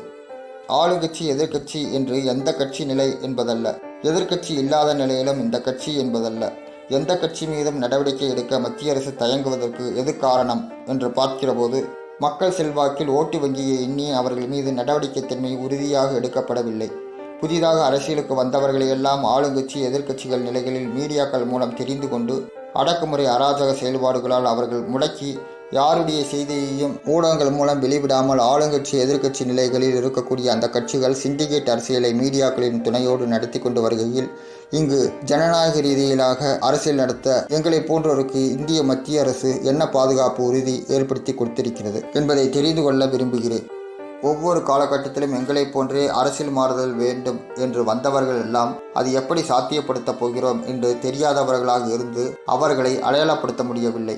ஆனால் என்னை பொறுத்தளவில் எல்லா கட்டத்திலும் நான் சந்தித்தவைகளை இந்த மத்திய அரசுக்கு கொண்டு வருவது கூட ஆட்சியாளர்கள் நிலைகளில் பிரதான கட்சிகள் நிலைகளில் இருந்து கொண்டு இருக்கிற அரசியல் கட்சிகளின் அரசியல் என்ன, எப்படி செயல்பட்டு கொண்டிருக்கிறது, அதில் என்னை போன்றோரின் அரசியல் எப்படி வீணாக்கப்படுகிறது, சின்னாபின்னமாக்கப்படுகிறது, சீரழிக்கப்படுகிறது என்று நான் மத்திய அரசுக்கு கொண்டு வருகிற இந்த அரசியல் கூட சாமானிய நிலையில் கூட அரசியல் பாதிப்பு பதிவின் விளைவு மீது மத்திய அரசின் நடவடிக்கை எப்படி என்பதை ஆதாரமாக பதிலாக அமைய வேண்டும் என்பதன் மூலம் அரசியலில் ஆதிக்க சக்திகளின் அரசியலில் தன்னை நிறுத்து கொள்ள வேண்டும் என்பதற்காகத்தான் ஜனநாயகத்தில் ஜனநாயக முறையை மறைமுகமாக சிதைத்து தன்னை அரசியல் ஜாம்பவானாக காட்டிக்கொள்கிற இந்த போலி அரசியல் முகவரி கொண்டவர்களின் முகவரிக்கு எழுதப்பட வேண்டியவைகளை பதிவுகளாக செய்யப்பட்டவைகள் எழுத்துப்பூர்வமாக ஆக்கிக்கொள்ள வேண்டும் என்பதில் அன்புதம் கட்சி உறுதியாக இருக்கிறது.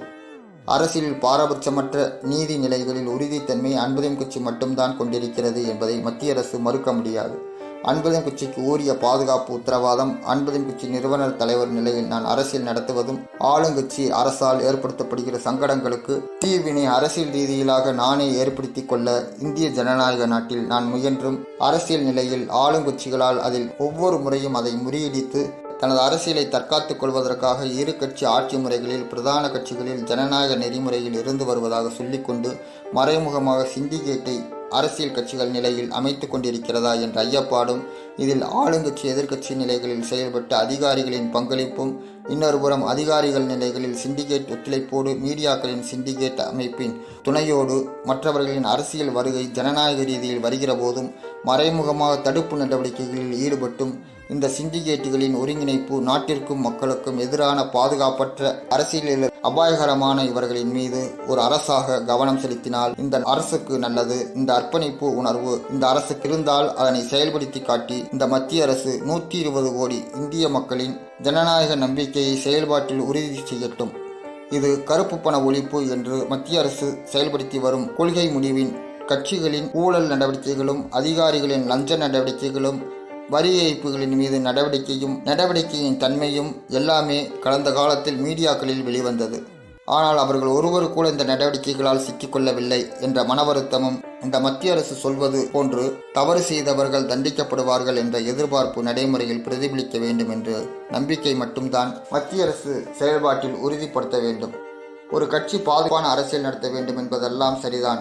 அதற்காக அரசின் கொள்கை முடிவுகளின் நிலைகளில் வெளிவிடுகிற போது அதை வேடிக்கை பார்த்துவிட்டு அதற்கு மற்றவர்களின் நிலைப்பாடு என்ன, அதற்கு அவர்களின் மீது மத்திய அரசின் நடவடிக்கை தன்மை என்ன, அதை ஆளுங்கட்சி அரசு எப்படி எடுத்துக்கொள்கிறது, ஆளுங்கட்சி அந்த கருத்து அறிவிப்புக்கு பிறகு கருத்து வெளியிட்டவர்கள் நிலையை எப்படி பார்க்கிறது என்பதையெல்லாம் பார்த்து தெரிந்து கொண்டு அதன் அடிப்படையில் ஒரு கட்சி நிலையில் எதிர்ப்பு தெரிவிப்பது, விமர்சனம் செய்வது, பேட்டி அளிப்பது, அது சட்ட சிக்கலுக்கு அரசியலமைப்பு சட்டத்திற்கு உட்பட்டதா இல்லையா, இப்படியே இருந்தாலும் அதை மேற்கோள் காட்டி தன்னை முன்னிலைப்படுத்தி கொண்டு அந்த கருத்தையும் எண்ணத்தையும் எதிர்ப்பில்லாத நிலையில் தனக்கு சொந்தமாக்கி கொள்வதும், அதுவே பிரச்சனையாகிற போது பிரச்சனைக்கு உரியதாக கருதப்படுகிற போது அது தான் சொல்லிய கருத்தல்ல என கூறி நான் மேற்கோள் தான் காட்டியிருக்கிறேன், அவரின் கருத்தின் அடிப்படையில் தான் அதை வெளியிட்டிருந்தேன் என்ற சிக்கல் வரும்போது தான் தப்பித்துக் கொள்வதும், சட்ட சிக்கல் இல்லாத பிரச்சனை இல்லாத யதார்த்தமான அரசியல் யார் நடத்தினாலும் அதில் சம்பந்தப்பட்டவரின் பெயரை மேற்கோள் இன்றி கருத்தினை மட்டும் அப்படியே வைத்துக்கொண்டு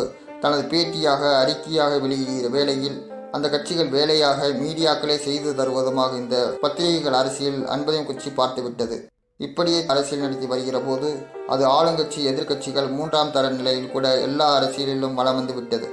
இப்படித்தான் கடந்த 2 மாதத்திற்கு முன்பு தமிழகத்தில் முன்னாள் முதல்வர் டாக்டர் செல்வி ஜெயலலிதா அவர்கள் நவம்பர் 22, 2016 அன்று சென்னை அப்போலோ மருத்துவமனை அனுமதிக்கப்பட்டார்.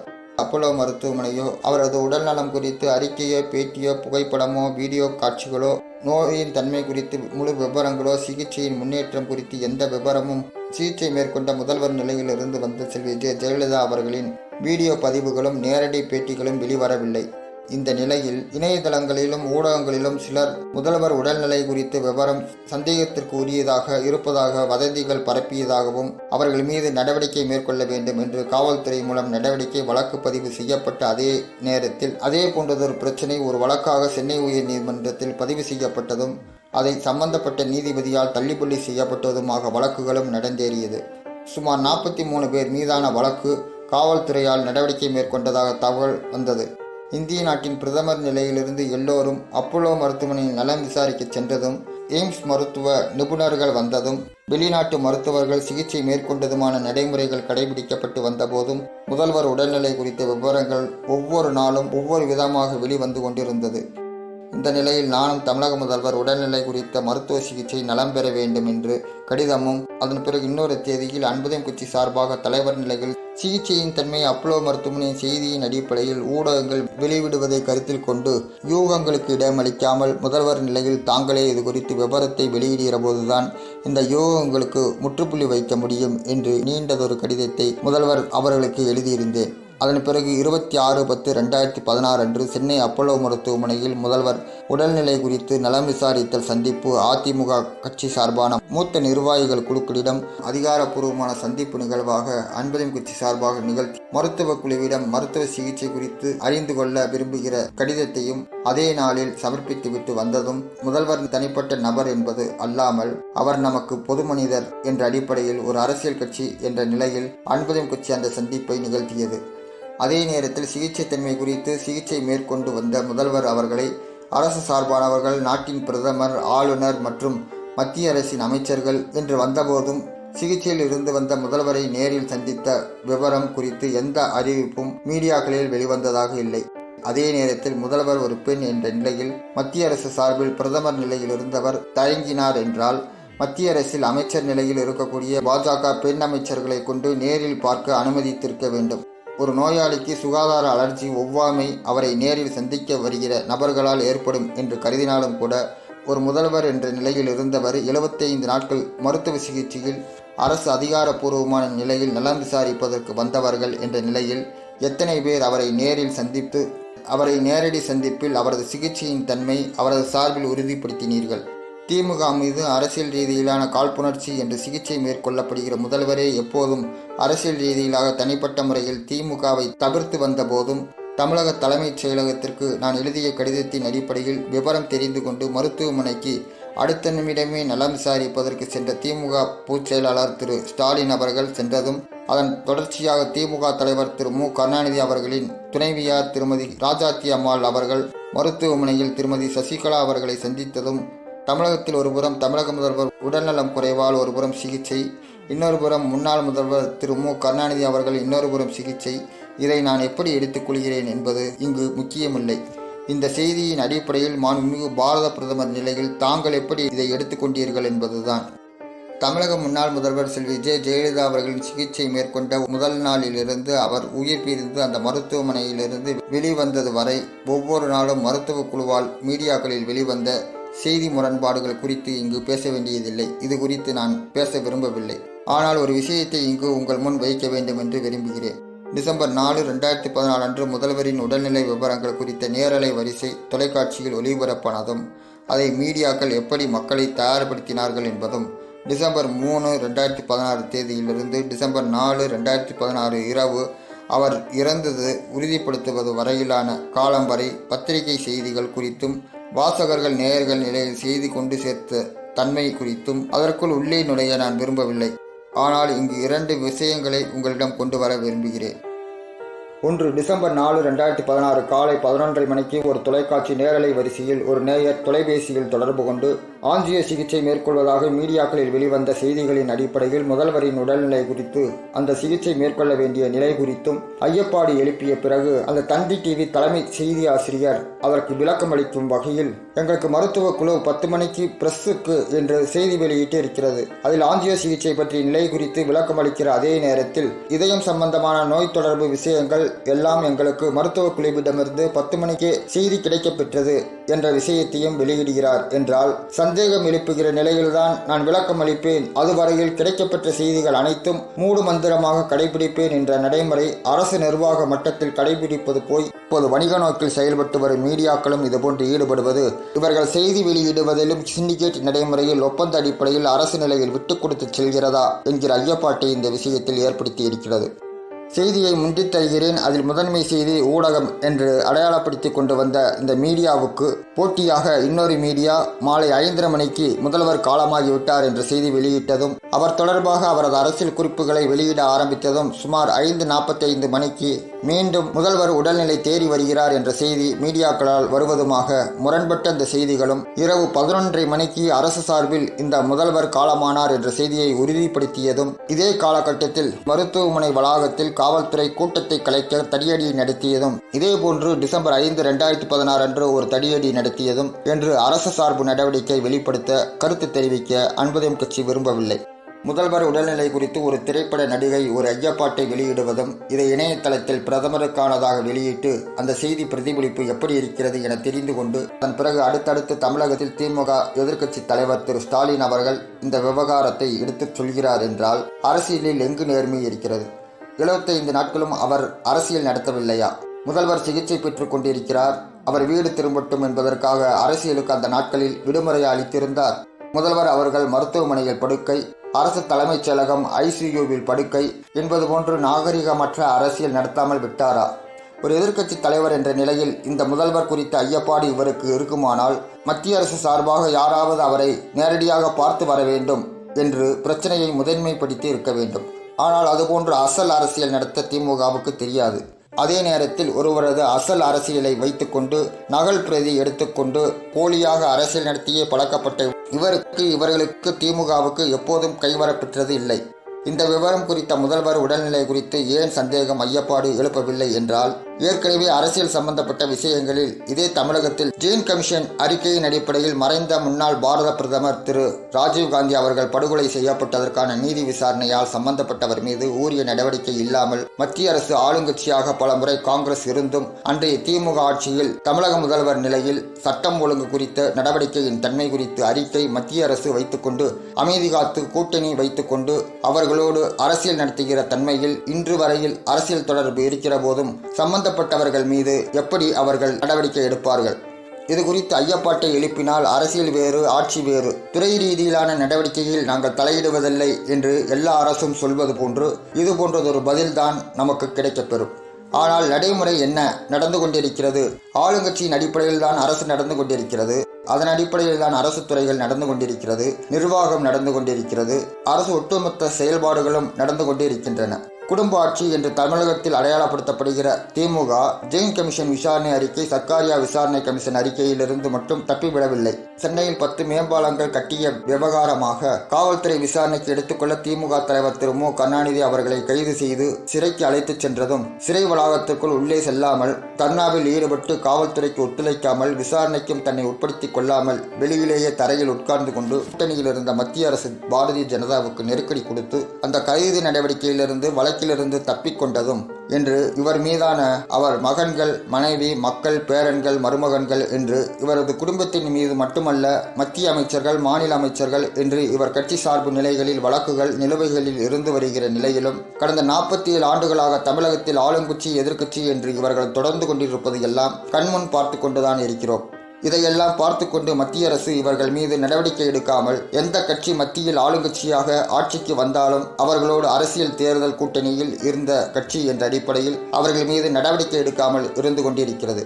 இப்போது மத்தியில் கூட எதிர்க்கட்சியாக இருந்து வரக்கூடிய திமுக மறைந்த தமிழக முதல்வர் செல்வி ஜெயலலிதா அவர்களின் உடல்நிலை குறித்தும் சிகிச்சை மர்மங்கள் குறித்தும் அப்போலோ மருத்துவமனையில் சிகிச்சையில் இருந்தபோது கேள்விகள் எழுப்பாமல் பாராளுமன்றத்தில் இரு அவைகளிலும் அரசியல் ரீதியிலாக ஆளுங்கட்சிகளுக்கு எதிராக மாநில ஆளுங்கட்சி முதல்வர் உடல்நிலை விசாரிக்க மத்திய அரசு சார்பில் வந்தபோது நேரில் சென்னையில் மருத்துவமனையில் சந்தித்தது குறித்து ஏதாவது விவரம் முன்வைக்கப்பட்டதா?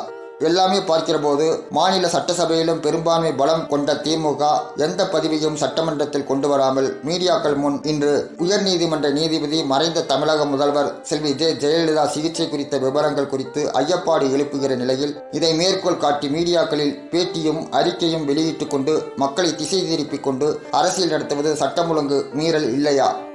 முக்கியமாக ஒன்றை இங்கு குறிப்பிட விரும்புகிறேன்.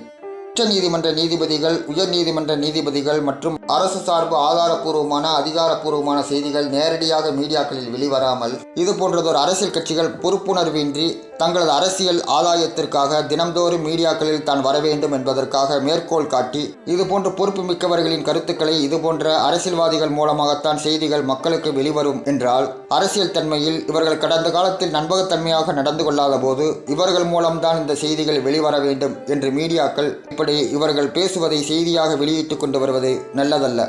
மக்களின் பிரதிநிதி என்ற நிலையில் இருக்கிறவர்கள் சம்பந்தப்பட்ட அவைகளில் எடுத்து வைத்ததை பதில் பதிவு செய்யாமல் வெளியில் மீடியாக்கள் மூலம் பதிவு செய்து எதையும் சம்பந்தப்பட்ட அவைகளில் அதிகாரப்பூர்வமாக வெளியிடாமல் ஆதாரப்பூர்வமாக ஆக்கி எதிலும் நாமும் சிக்கிக்கொள்ளக்கூடாது, மற்றவர்களும் சிக்கிக்கொள்ளக்கூடாது என்று எந்த அளவிலும் சம்பந்தப்பட்ட அவைகளில் பதிவுகளாக எந்த விஷயத்திலும் கொண்டு வராமல் எல்லா விஷயத்திலும் இப்படிப்பட்ட சம்பந்தப்பட்ட தொடர்புடைய கட்சிகளோடு சமரசம் செய்து கொண்டு அரசியல் நடத்தி கொண்டு வருவதை மத்திய அரசும் இதுபோன்ற நடவடிக்கைகளை தடுக்காமல் இது போன்ற விஷயங்களை மீடியாக்கள் ஆதரித்து வருவதையும் அன்புதயம் கட்சி பார்த்து கொண்டுதான் இருக்கிறது.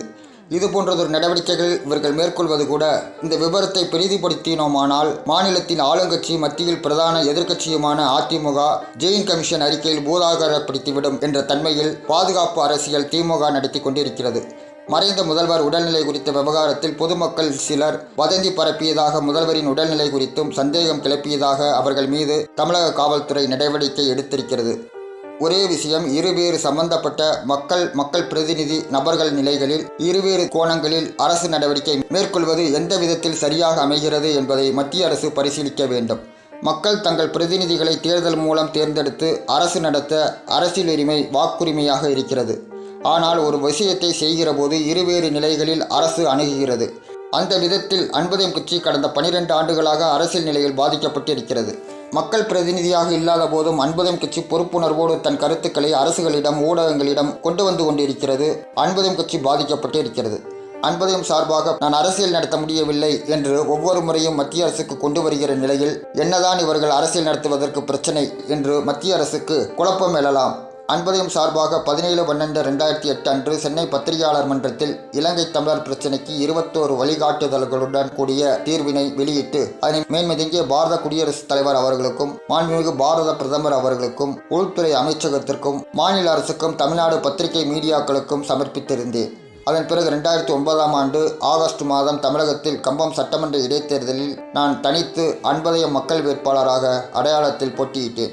அப்போது ஆண்ட பிரதான கட்சியான திமுகவையும் அதன் கூட்டணி கட்சியான காங்கிரஸை ஒட்டு திமுக என்று விமர்சித்து எனது அரசியல் நிலைப்பாடுகளை எனது தேர்தல் பிரச்சாரத்தின் மூலம் தொகுதி முழுவதும் 15 நாட்கள் அரசியல் பயணத்தில் வெளியிட்டேன். இதில் மீடியாக்கள் நிலையில் ஒரு வேட்பாளராக எந்த முக்கியத்துவமும் செய்தி நிலைகளில் அளிக்கவில்லை. காவல்துறையும் மீடியாக்களிடம் என்னை பேட்டியளிக்கவும் விடவில்லை. அதே நேரத்தில் காவல்துறை அதிகாரிகளும் எனது தேர்தல் பிரச்சாரத்தின் போது எனது வாகனத்தை மறித்து தகராறு செய்தனர். மாநில உளவு பிரிவும் என்னிடம் வந்து என்னை பற்றியும் எனது குடும்ப பின்புலம் விசாரிப்புகளும் பொருளாதார நிலை குறித்தும் எனது சாதி குறித்தும் விவரம் சேகரித்து கொண்டது. இலங்கை தமிழர் பிரச்சினை விவகாரம் மாநில கட்சியான திமுகவுக்கும் மத்தியில் ஆண்ட காங்கிரஸ் கட்சிக்கும் தொடர்பான அரசியல் இருந்து வருவதால் அந்த காலகட்டத்தில் நான் இலங்கை தமிழர் பிரச்சினைக்கு தீர்வு என்ற அடிப்படையில் ஒரு சுதந்திர போராட்ட வீரரின் பேரன் என்ற அடையாளத்தில் நான் இப்பிரச்சனையை அணுகிய போது இது பத்திரிகையாளர் சந்திப்பின் மூலம் வெளிப்படுத்த பத்திரிகையாளர் கூட்டம் கூட்டிய போது இது மத்திய மாநில ஆளுங்கட்சியான காங்கிரஸ் திமுக தொடர்பு நிலைகளில் இருக்கிறது என்ற அடிப்படையில் அன்று எந்த மீடியாக்கள் சார்பிலும் அந்த பத்திரிகையாளர் சந்திப்பின் மூலம் கலந்து கொண்டு மீடியாக்கள் ஒரே நிலையில் யாருடைய தகவல் அடிப்படையில் எங்களுடைய பத்திரிகையாளர் சந்திப்பில் செய்திகளை புறக்கணிக்க செய்தது என்பதை மத்திய அரசு ஆராய வேண்டிய விஷயமாக இன்று வரை அன்புதயம் கட்சி கருதி வருகிறது. ஆளுங்கட்சி அரசு என்பது தனக்கு எதிராக அரசியல் நடத்த வருகிற கட்சிகளின் கவனம் செலுத்தி அரசியல் ரீதியிலாக அரசியலை முடக்கி ஆட்சி நிலைகளில் அரசியல் நிலைகளில் தம்மை நிலைநிறுத்திக் கொள்ள இப்படி செய்கிறது என்றால் அங்கு எங்கு ஜனநாயகம் இருக்கிறது? நேர்மையாக ஒரு அரசியலையும் ஆட்சியையும் செய்த கட்சியாக இருந்தால் கூட நான் இதை ஒரு பொருட்டாக எண்ணியிருக்க மாட்டேன். ஆனால் நேர்மை இல்லாது ஒரு கட்சியை நடத்துவதோடு ஒரு அரசியலை நடத்துகிற போது ஒரு நேர்மையற்ற ஒரு ஆட்சியையும் செய்து கொண்டு நேர்மையாக செயல்பட வேண்டும் என்று வந்து நேர்மையாக அரசியல் செய்யும் என்னை தனிமைப்படுத்தி எனது அரசியலை பாழ்படுத்தி என்னை தனித்து அதன் தொடர்ச்சியாக தேர்தலிலும் எனது பிரச்சாரத்தை மீடியாக்கள் மூலம் கொண்டு செல்ல தடை விதித்ததோடு அன்றைய தேர்தலில் அராஜகம் செய்ததோடு பணப்பட்டுவாடா வாக்காளர்களுக்கு செய்து 100 பேருக்கு ஒரு ரபடி என நியமித்து தொகுதி முழுவதும் பல்வேறு மாவட்டங்களிலிருந்து இறக்குமதி செய்து அடியாட்கள் மூலம் வாக்காளர்களை காவலில் வைத்து காவல் காத்து ஆளுங்கட்சியான திமுக வாக்குப்பதிவு முடியும் வரை அவர்களை விடவில்லை. இதுகுறித்த புகாரை தேர்தல் முடிந்த பின்பு தமிழ்நாடு மாநில தேர்தல் ஆணையத்திற்கு 22/8/2009 எனது நிலைப்பாட்டினை அறிக்கையாக பதிவு செய்து அனுப்பி வைத்தேன். 28/8/2009 தமிழ்நாடு மாநில தேர்தல் ஆணையத்தில் இருந்து வந்த கடிதத்தில் எனது கோரிக்கை குறித்து தலைமை தேர்தல் அலுவலகம் மற்றும் கூடுதல் அரசு தலைமைச் செயலாளர் பொது தேர்தல் துறை தலைமைச் செயலகம் சென்னைக்கு அனுப்பி வைப்பதாக எனது கடிதத்தில் தெரிவிக்கப்பட்டு இருந்தது. 29/8/2010 தேதிய நாளிதழான தினத்தந்தி இதழில் திமுக தலைவர் திரு மு கருணாநிதி அவர்கள் தமிழக முதல்வராக இருந்தபோது நடைபெற்ற சென்னை தலைமைச் செயலகத்தில் 27 மற்றும் 28 ஆகஸ்ட் 2010 தேதிகளில் நடைபெற்ற மாவட்ட கலெக்டர் மற்றும் போலீஸ் அதிகாரிகள் கூட்டத்தின் நிறைவு கூட்டத்தில் மாண்புமிகு முதல்வர் திரு மு கருணாநிதி அவர்கள் உரை ஆற்றினார் என்பதை கூர்ந்து கவனிக்க வேண்டும். அன்றைய நாளில் ஒரு முதல்வர் நிலையில் அறிவிப்பு அந்த துறை சார்ந்தவர்களுக்கு கொண்டு வரப்பட்ட திட்டத்தின் தீர்மானங்களை நிறைவேற்றி கொடுப்பதாகவும் தமிழக அரசியல் நிலவரம் குறித்தும் அதில் 2011 வருகிற தேர்தலில் எப்படி ஆளுங்கட்சியின் சார்பாக காவல்துறை அதிகாரிகள் செயல்பட வேண்டும், எப்படி நடந்து கொள்ள வேண்டும் என்ற அடிப்படையில் தேர்தலில் ஒரு வேட்பாளராக நானும் என்னோடு பணிபுரிந்த இன்னொருவர் என்று எங்களை ஆளுங்கட்சிக்கு எதிராக அரசியல் நடத்தியதை சுட்டிக்காட்டி அதன் அடிப்படையிலேயே அந்த கூட்டம் முழுவதும் அவரது உரை எங்களது அரசியலை முடக்கி போடுவதற்கு மக்களிடம் கொண்டு சேர்க்காமல் இருப்பதற்கு எங்களை எப்படி காவல்துறை கையாள வேண்டும் என்று நீண்டதொரு உரையை அன்றைய தமிழக முதல்வர் திரு மு கருணாநிதி அவர்கள் உரையாற்றியது ஜனநாயகத்தில் ஆளுங்கட்சி நிலையில் இருக்கக்கூடிய அரசு காவல்துறையை கையில் வைத்திருக்கிற முதல்வர் ஒரு அடக்குமுறை செயல்பாட்டால் ஜனநாயக ரீதியில் தேர்தலை சந்திக்க வருகிற எங்களை ஆளுங்கட்சிக்கு எதிராக அரசியல் நிலைப்பாட்டை எடுத்து வைத்து விமர்சனம் செய்கிறோம் என்பதற்காக காவல்துறைக்கு தவறான அணுகுமுறையை எங்கள் மீது கையாள சொல்லி கொடுத்து விட்டார். பத்திரிகை செய்தியில் வந்ததில் முதல்வர் செய்தி முழுமை பெறாமல் சில பகுதிகள் அங்கு இங்கு நீக்கப்பட்டு அந்த செய்தி நாளிதழில் வெளியிட்டிருக்கிறது. இதில் தமிழகம் முழுவதும் இருந்து மாவட்ட ஆட்சித்தலைவர்கள் கலந்து கொண்டிருக்கிறார்கள். இதில் மாவட்டம் முழுவதும் இருந்து மாவட்ட காவல்துறை கண்காணிப்பாளர்கள் கலந்து கொண்டிருக்கிறார்கள். அது அன்றைய முதல்வரால் எழுதப்பட்டு வாசிக்கப்பட்ட உரையாகத்தான் இருக்க முடியும். அதனால் இது குறித்து முழு விவரத்தையும் மத்திய அரசு தன் புலனாய்வுத்துறை மூலம் புலனாய்வு செய்ய வேண்டும். நேர்மையான அரசியலை நடத்தி கொண்டு வருகிற அன்புதயம் கட்சியின் நேர்மையை கௌரவிக்க விரும்புகிற இன்றைய மரியாதைக்குரிய பாரத பிரதமர் திரு நரேந்திர மோடி அவர்கள் அதை எப்படி சரி செய்து கொடுக்கப் போகிறார் என்பதுதான் இப்போது. ஏற்கனவே அன்றைய தேதியில் திரு மு கருணாநிதி அவர்கள் தமிழக காவல்துறைக்கு உத்தரவு பிறப்பித்தது போன்று ஊடகங்களுக்கும் ஏதாவது உத்தரவு அன்புதயம் கட்சி தொடர்பாக பிறப்பித்திருக்கிறாரா என்று தெரியவில்லை. அதன் பிறகு 2011 ஆட்சிக்கு வந்த முதல்வர் செல்வி ஜெயலலிதா அவர்களும் முந்தைய ஆட்சியில் திரு மு கருணாநிதி அவர்கள் நடைமுறைப்படுத்தி விட்டு சென்ற அதே அராஜக நடைமுறை செல்வி ஜெயலலிதா அவர்கள் கையாண்டு எங்கள் அரசியலை கடுமையாக பாதிக்க செய்துவிட்டனர். இதே நிலையை இப்படியே இவர்களிடம் சந்தித்துக் கொண்டே தமிழகத்தில் அரசியலை நடத்தி கொண்டு இன்னொரு புறம் 4 தேர்தல்களில் 6 தொகுதிகளில் அன்புதயம் மக்கள் வேட்பாளராகவும் அன்புதயம் கட்சி சார்பாக போட்டியிட்டோம். எங்கள் பிரச்சார உரையை கேட்ட சம்பந்தப்பட்ட தொகுதி மக்கள் சரியான எதிர்க்கட்சியாக பிரச்சாரம் செய்கிற போதும் ஏன் உங்கள் அரசியல் செய்தியை மட்டும் ஊடகங்களில் வெளிவருவதில்லை என்று கேள்வியும் கேட்டார்கள். இதே நிலையை கடைபிடிக்க ஊடகங்களும் காவல்துறையும் தொடரவிட்டு திரு மு கருணாநிதி அவர்கள் அவர்களது அரசியல் வாரிசுகளுக்கு அரசியல் ஏற்படுத்தி கொடுக்கும் வகையில் அவரது கட்சி நிர்வாகிகள் என்று இவர்கள் திமுகவின் அரசியலுக்கு எதிர் அரசியலாக அன்புதயம் கட்சி அரசியலை கடந்த 12 ஆண்டுகளாக இப்படியே அவர்கள் முடக்கி போட்டுவிட்டனர். இந்த அரசியல் கட்சிகளிடம் கூட்டணி இல்லை, தனித்து போட்டி என்கிற அடிப்படையில் இவ்வளவு அரசியல் சங்கடங்களையும் சந்திக்க வேண்டியது வரும் என்று ஏற்கனவே நான் எதிர்பார்த்ததுதான். அன்புதயம் கட்சியின் உறுதியான அரசியல் நிலைப்பாடும் தமிழகத்தில் சட்டமன்ற பொதுத் தேர்தல் 2011, 2016 தேர்தல்களில் தமிழகம் முழுவதும் 234 தொகுதிகளிலும் தேர்தலில் தனித்து போட்டியிட முன்வந்த போதும் பாராளுமன்ற பொதுத் தேர்தல் 2014 தமிழகம் மற்றும் பாண்டிச்சேரி உட்பட 40 தொகுதிகளிலும் போட்டியிடும் என்று எங்கள் நிலைப்பாட்டை பத்திரிகையாளர் மன்றத்தில் வெளியிட்ட போதும் விவரம் சேகரித்துக் கொண்டு சென்ற ஊடகங்கள் எங்கள் செய்தி எதுவும் வெளியிடவில்லை.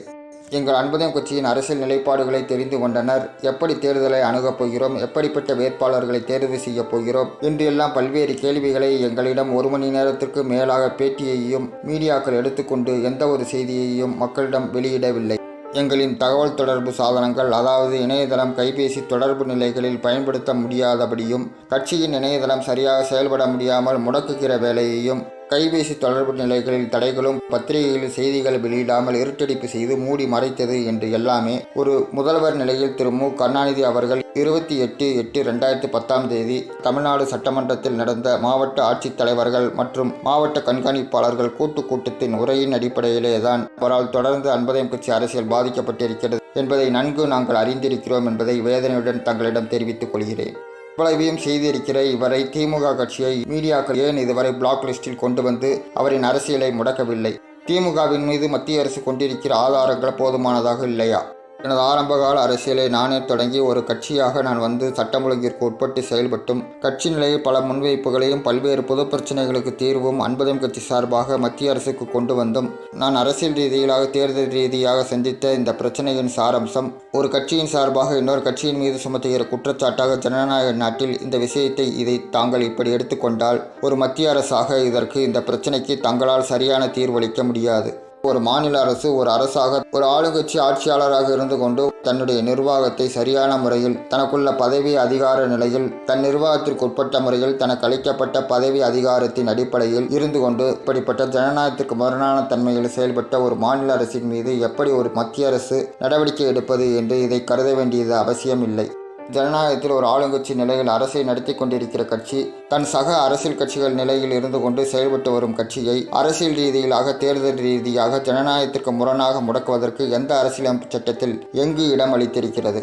அரசியலமைப்பு சட்டத்திற்கு உட்பட்டு அரசியல் நடத்துவேன் என்று உறுதிமொழி எடுத்துக்கொண்டு எல்லா அரசியல் கட்சிகளையும் போல இந்திய தேர்தல் ஆணையத்தில் பதிவு செய்து கொண்டு தேர்தலில் மக்கள் அங்கீகாரம் பெற்று பாரபட்சமற்ற நிலையில் செயல்படுவேன் என்று மக்களின் பிரதிநிதிகள் நிலையில் ஒரு அரசியல் பங்கெடுத்து கொண்டு செயல்பட்டு கொண்டு வருவதற்கு ஒரு உறுதிமொழியை எடுத்துக்கொண்டு ஆட்சிக்கு வந்த பின் ஒரு அரசியல் பங்கெடுத்து கொண்டு செயல்பட்டு கொண்டு வந்த பின் சக அரசியல் கட்சிகளின் அரசியலை ஜனநாயகத்துக்கு மறுநாள் இப்படி முடக்கி போட்டுவிட்டு இவர்களின் அரசியல் உரிமையை அபகரித்து கொண்டு தனது அரசியலை நிலைநிறுத்திக் கொள்வதற்காக ஆட்சி நிலை தக்க வைத்துக் கொள்வதற்காக மாநில ஆளுங்கட்சி துணிகிற போது மத்திய அரசு இப்பிரச்சனையால் பாதிக்கப்பட்ட சம்பந்தப்பட்ட கட்சி இப்பிரச்சனையை கொண்டு வருகிற போது இதில் கட்சி பாகுபாடுகளையும் கடந்து நாட்டின் பூர்வீகவாசியான ஒரு குடிமகனின் அரசியல் உரிமையில் பாதுகாப்பு ஏற்படுத்தி கொடுக்க வேண்டியது ஒரு மத்திய அரசின் கடமை என்பதும் இந்திய அரசியலமைப்பு சட்டத்திற்கு உட்பட்டு அரசியல் கட்சிகளான ஆளுங்கட்சி எதிர்க்கட்சி ஒரு அரசாக செயல்பட தவறும் போது கட்சிகள் நிலையில் இருந்து கொண்டு ஒரு ஜனநாயக குடிமகனின் அரசியல் உரிமையை பாதிக்கின்ற அளவில் பாதிக்கப்பட்டவருக்கு தீர்வை ஏற்படுத்தி கொடுக்க வேண்டியது அதுவும் பொது தீர்வாக அமைந்திட இதன் மூலம் மத்திய அரசு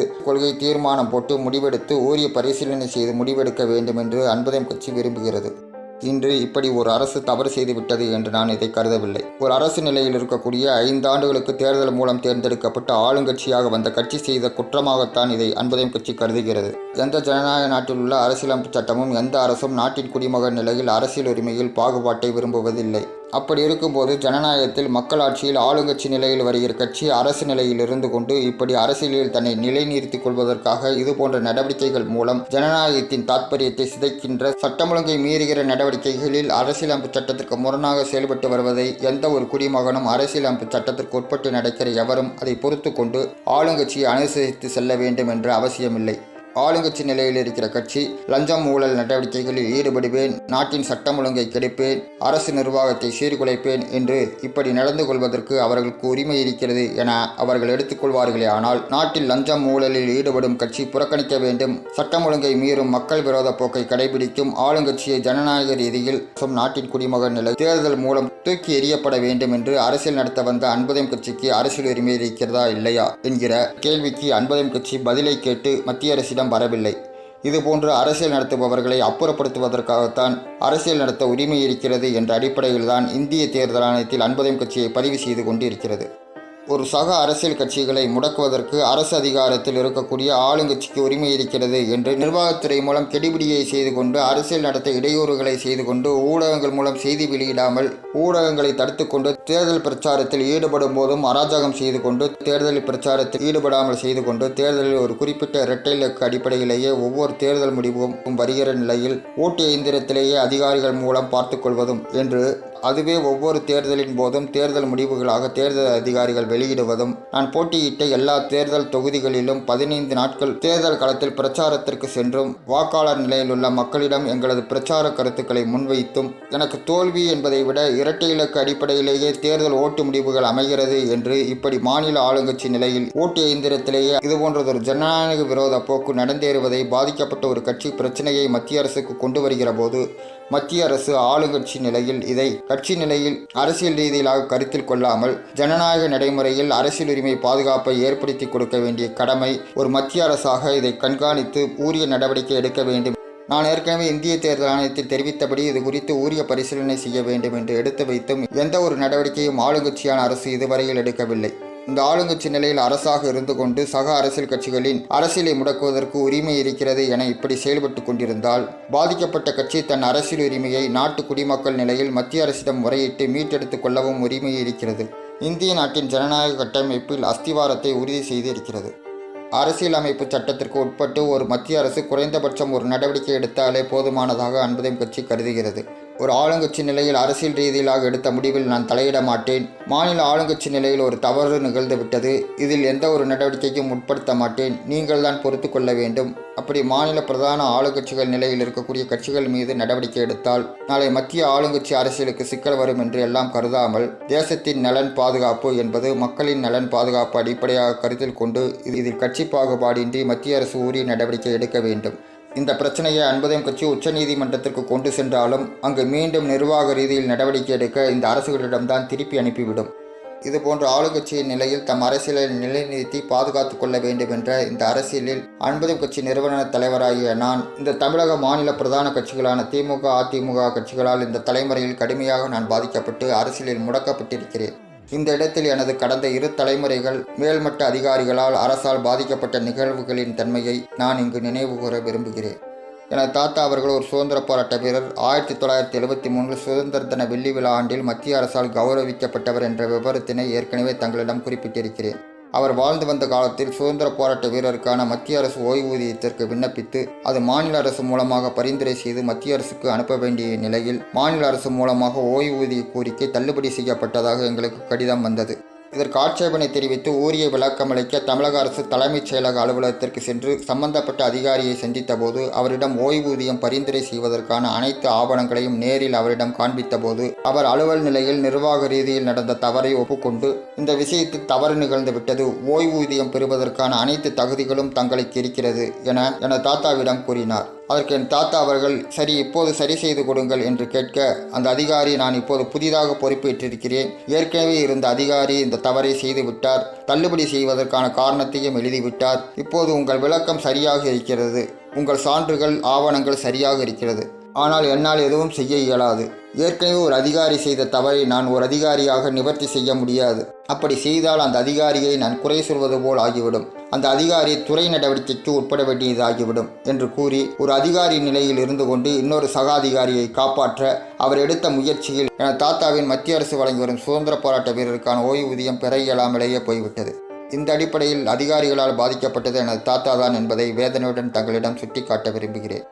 இன்னொரு காலகட்டத்தில் ஒரு திரைப்படம் எடுத்து மாநில அரசின் உதவித்தொகை திட்டத்திற்கு விண்ணப்பித்ததன் அடிப்படையில் சகல தகுதிகளும் பொருந்திய எங்கள் படம் தேர்வு கமிட்டியினரால் பரிசீலனைக்கு உட்படுத்தப்பட்டும் பரிந்துரை இல்லை என்ற அடிப்படையில் அறிவிப்பில் அந்த ஆண்டு தேர்ந்தெடுக்கப்பட்டு வழங்க வேண்டிய 5 படங்களில் எங்கள் படமும் அதில் தேர்வு கமிட்டியினரின் பட்டியலில் இடம்பெற்றும் 3 படங்களுக்கு மட்டும் அரசால் பரிசுத் தொகை வழங்கப்பட்டது. தமிழக கிராமிய கலாச்சாரத்தை மையமாக வைத்து உருவாக்கப்பட்ட படம் என்கிற பாராட்டை தேர்வு கமிட்டியினரால் இந்த படம் பெற்றும் அரசு நிர்ணயித்திருந்த விதிமுறைகள் அனைத்தும் பூர்த்தி செய்யப்பட்ட படமாக இருந்தும் படம் குறித்து தேர்வு கமிட்டியினர் மதிப்பீடு இருந்தும் அரசிடமிருந்து உதவித்தொகை கிடைக்கப்பெறவில்லை. உடனடியாக அப்போதைய தமிழக முதல்வர் மாண்புமிகு எம்.ஜி. ராமச்சந்திரன் அவர்களுக்கு எங்கள் படம் தகுதிக்குரிய படமாக இருந்தும் தேர்வு கமிட்டியினரின் பரிசீலனைக்கு பரிந்துரைக்கு வந்தும் 5 படங்கள் தேர்வு செய்யப்பட வேண்டும் என அரசு அறிவிப்பு நிர்ணயம் செய்து பல படங்கள் அந்த போட்டிக்கு வந்த நிலையில் 5 படங்கள் தேர்ந்தெடுக்கப்பட்டு பரிசீலனை தேர்வு பட்டியலில் வந்தும் அதில் எங்கள் படம் ஒரு படமாக இருந்தும் 3 படங்களுக்கு மட்டும் பரிசுத் தொகை வெளியிடுகிற நாளில் அறிவிப்பு செய்த போது அதில் புறக்கணிக்கப்பட்ட எங்கள் படம் குறித்து நீதி கேட்டு அன்றைய மாண்புமிகு தமிழக முதல்வர் எம்ஜிஆர் அவர்களுக்கு அவசர செய்தி பகிர்மானம் டெலகிராம் செய்து அதில் justice not done to my film சொல்ல தெரியாத சொந்தங்கள் டீட்டெயில் லெட்டர்ஸ் ஃபாலோஸ் என நாங்கள் அவருக்கு செய்தி அனுப்பியிருந்தோம். அதனைத் தொடர்ந்து ஒரு விரிவான கடிதம் தமிழக முதல்வர் திரு எம்ஜிஆர் அவர்களுக்கு இது தொடர்பாக எழுதப்பட்டது. அதனைத் தொடர்ந்து அரசு தரப்பில் செய்தி மற்றும் மக்கள் தொடர்புத்துறை அமைச்சர் உடனடியாக அந்த துறையிலிருந்து விடுவிக்கப்பட்டு முதல்வரே அந்த துறையை தன் பொறுப்பில் எடுத்துக்கொண்டார். பிறகு செய்தி மற்றும் மக்கள் தொடர்புத்துறை இயக்குனர் அந்த பதவியிலிருந்து மாற்றப்பட்டார். அதன் பிறகு அடுத்தடுத்த ஆண்டுகளில் திரைப்படங்களுக்கு வழங்கி வந்த உதவித்தொகை திட்டமே அரசால் நிறுத்தப்பட்டது. அரசு ஒரு முதல்வர் நிலையில் அது தொடர்பான எனது முறையீட்டின் அடிப்படையில் நடவடிக்கை எடுத்தது. ஆனால் எனக்கு எந்த ஒரு நிவாரணத்தையும் ஏற்படுத்தி கொடுக்கவில்லை என்பதுதான் நிலையாக இருந்தது. ஒரு அரசு தவறு செய்து விட்டதன் அடிப்படையில் சம்பந்தப்பட்டவர் மீது துறை ரீதியிலான நடவடிக்கை என்ற அடிப்படையில் மட்டும்தான் செயல்பட முடிந்தது. இதுவரையில் அந்த படத்திற்குரிய தீர்வு கிடைக்கப்பெறாமலேயே போய்விட்டது. நிறுத்தப்பட்ட உதவித்தொகை திட்டம் தொடர்காலத்தில் வழங்க அரசிடம் நான் முறையிட்டேன். வேறொரு காலகட்டத்தில் மாண்புமிகு தமிழக முதல்வராக இருந்த திரு எம்.ஜி. ராமச்சந்திரன் அவர்கள் நடித்த பல படங்களின் தொகுப்பை ஒருவர் ஒரு படமாக உருவாக்கி அதை அவர் அந்த உருவாக்கத்தை பட விநியோகம் செய்ய முயற்சித்த நிலையில் முதல்வர் நிலையில் எம்ஜிஆர் அவர்கள் தனது மூலப்படத்திற்கு வணிக ரீதியிலான பாதிப்பு ஏற்படுத்தும் என்ற அடிப்படையில் அவர் மீது வழக்கு தொடர்ந்த நிலை ஏற்பட்டிருந்தது. அப்போது அந்த படத்தை உருவாக்கியவர் பெயரும் திரைப்படத்துறையிலிருந்த எனது தந்தையார் பெயரும் ஒரே நபர் என தவறாக எண்ணிக்கொண்டதன் விளைவு அரசு துறையில் பணிபுரிந்து கொண்டிருந்த எனது தந்தையார் மீது ஒரு முதல்வர் சம்பந்தப்பட்ட விவகாரம் என்பதற்கு முக்கியத்துவம் கொடுத்து சம்பந்தமே இல்லாத எனது தந்தையார் மீது அந்த மேலதிகாரி நடவடிக்கை எடுத்ததும் பின் நாட்களில் உரிய விளக்கமளித்து அந்த பிரச்சனையிலிருந்து விடுபட்டார் என்பதும் இந்த இடத்தில் சுட்டிக்காட்ட விரும்புகிறேன். இன்னொரு காலகட்டத்தில் எங்கள் திரைப்படத்தை வர்த்தக ரீதியில் வெளியிட வேண்டும் என்ற அடிப்படையில் நிதி ஃபைனான்ஸ் அணுகியதில் நான் கேட்ட குறிப்பிட்ட தொகைக்கு உரிய கமிஷனாக சிறிதாக ரூபாய் 7 லட்சம் ரூபாய் என்கிற அளவில் பெற்றுக்கொண்டு ஒரு கட்டத்தில் சம்பந்தப்பட்ட நபர்கள் தொடர்பில் வராமல் தலைமறைவாகி போனதும் சில தினங்களில் இதில் சம்பந்தப்பட்டவர் ஒருவரை கையும் களவுமாக எங்களிடம் அவர் பிடிபட்டதும் நான் காவல்துறைக்கு அவரை அழைத்து கொண்டு சென்ற முயன்றபோது அவரே குடியிருந்த பகுதியில் இருந்த அன்றைய ஆளுங்கட்சிக்காரரிடம் எங்களை அழைத்துச் சென்று சம்பந்தப்பட்டவர் எதிர்க்கட்சி ஆதரவில் இருந்தவர் என்ற நிலையில் சமரசம் என்ற பெயரில் பிடிபட்ட நபருக்கு ஆதரவாக அந்த ஆளுங்கட்சி எதிர்க்கட்சி அரசியல்வாதிகள் செயல்பட்டு அவரை விடுவித்துக் கொண்டு எந்த தீர்வும் எங்களுக்கு இல்லாமல் செய்துவிட்டனர். அதன் பிறகு இப்பிரச்சனையை தமிழ்நாடு காவல்துறை தலைவர் மரியாதைக்குரிய திரு கே.பி. ஜெயின் IPS அவர்களை நேரில் சந்தித்து நடந்த விவரங்களை கூறி அதை எழுத்துப்பூர்வமாக சமர்ப்பித்து தீர்வு கோரினோம். காவல்துறை மூலம் சம்பந்தப்பட்ட காவல்துறை ஆய்வாளர் பிடிபட்டு விடுபட்டவரை அழைத்து பேசி பல மாதங்களுக்கு பிறகு சமரசம் பேசி கடைசியில் பிடிபட்டவர் சார்பாக காவல்துறை செயல்பட்டு எங்கள் பணத்தை மீட்டுக் கொடுக்காமல் அவருக்கு ஆதரவாக அந்த அரசியல் கட்சி பிரமுகர்கள் பின்னணியில் இருந்ததால் ஒரு பறிகொடுத்தவனுக்கு எந்த ஒரு தீர்வும் எனக்கு கிடைக்கப்பெறவில்லை என்ற அடிப்படையில் எங்களால் உணர முடிந்தது. ஒவ்வொரு குற்றப்பின்னணியிலும் பாதிக்கப்பட்டவருக்கு தீர்வு கிடைக்கப்பெறவில்லை, தீர்வு கிடைக்கப்பெறுவதில்லை என்று பார்க்கிற போது இதுபோன்ற விஷயங்களின் அடிப்படையில் ஏதாவது ஒரு அரசியல் கட்சிகளின் பின்புலத்தில் தான் அரசு நிர்வாகம் நடந்து கொண்டிருக்கிறது என்பது ஒரு புறம் இருந்தாலும் அதில் ஆளுங்கட்சி எதிர்க்கட்சி நிலையில் இருக்கக்கூடிய கட்சி பிரமுகர்களின் அடிப்படையில் தான் இந்த குற்ற நடவடிக்கைகள் நடந்து கொண்டிருக்கிறது என்பதும் அதனால் தான் பாதிக்கப்பட்டவர்களுக்கு எந்த ஒரு பிரச்சனையிலும் தீர்வு கிடைக்கப்பெறாமல் இருக்கிறது என்பதும் இருந்து கொண்டிருக்கிறது. இதில் பாதிக்கப்பட்டவர்களுக்கு தீர்வை ஒரு அரசு ஏற்படுத்தி கொடுக்க வேண்டும் என்று விரும்பினாலும் அதை அரசு நிலையில் இருக்கக்கூடிய ஆளுங்கட்சி செயல்படுத்த விரும்ப வேண்டும். அதை அரசு துறையின் மூலம் நடவடிக்கை எடுக்க ஆளுங்கட்சி ஒப்புதல் அளிக்க வேண்டும். இது எதுவுமே பெரும்பாலோருக்கு கிடைக்கப்பெறுவதில்லை என்பதுதான் எங்கள் ஆதங்கம். இதுபோன்ற விஷயங்களில் நாங்கள் பாதிக்கப்பட்டவர்கள் என்ற வரிசையில் இதுபோன்ற விஷயங்களுக்கு தீர்வு கிடைக்கப்பெற வேண்டுமென்றால் தீர்வை ஏற்படுத்தி கொடுக்க வேண்டுமென்றால் முழுக்க இதை அரசு நிர்வாகத்துறைகள் மூலம் ஆளுங்கட்சி நிலையில் ஏற்படுத்தி கொடுக்க வேண்டுமென்றால் அதற்கு அரசியல் ரீதியிலாக அணுகுமுறையில் செயல்படுத்தக்கூடிய ஒரு அரசியல் கட்சி வேண்டும் என்ற அடிப்படையில் தான் நான் அன்புதயம் கட்சியை தொடங்கி நான் இப்போது செயல்படுத்தி கொண்டு வருகிறேன்.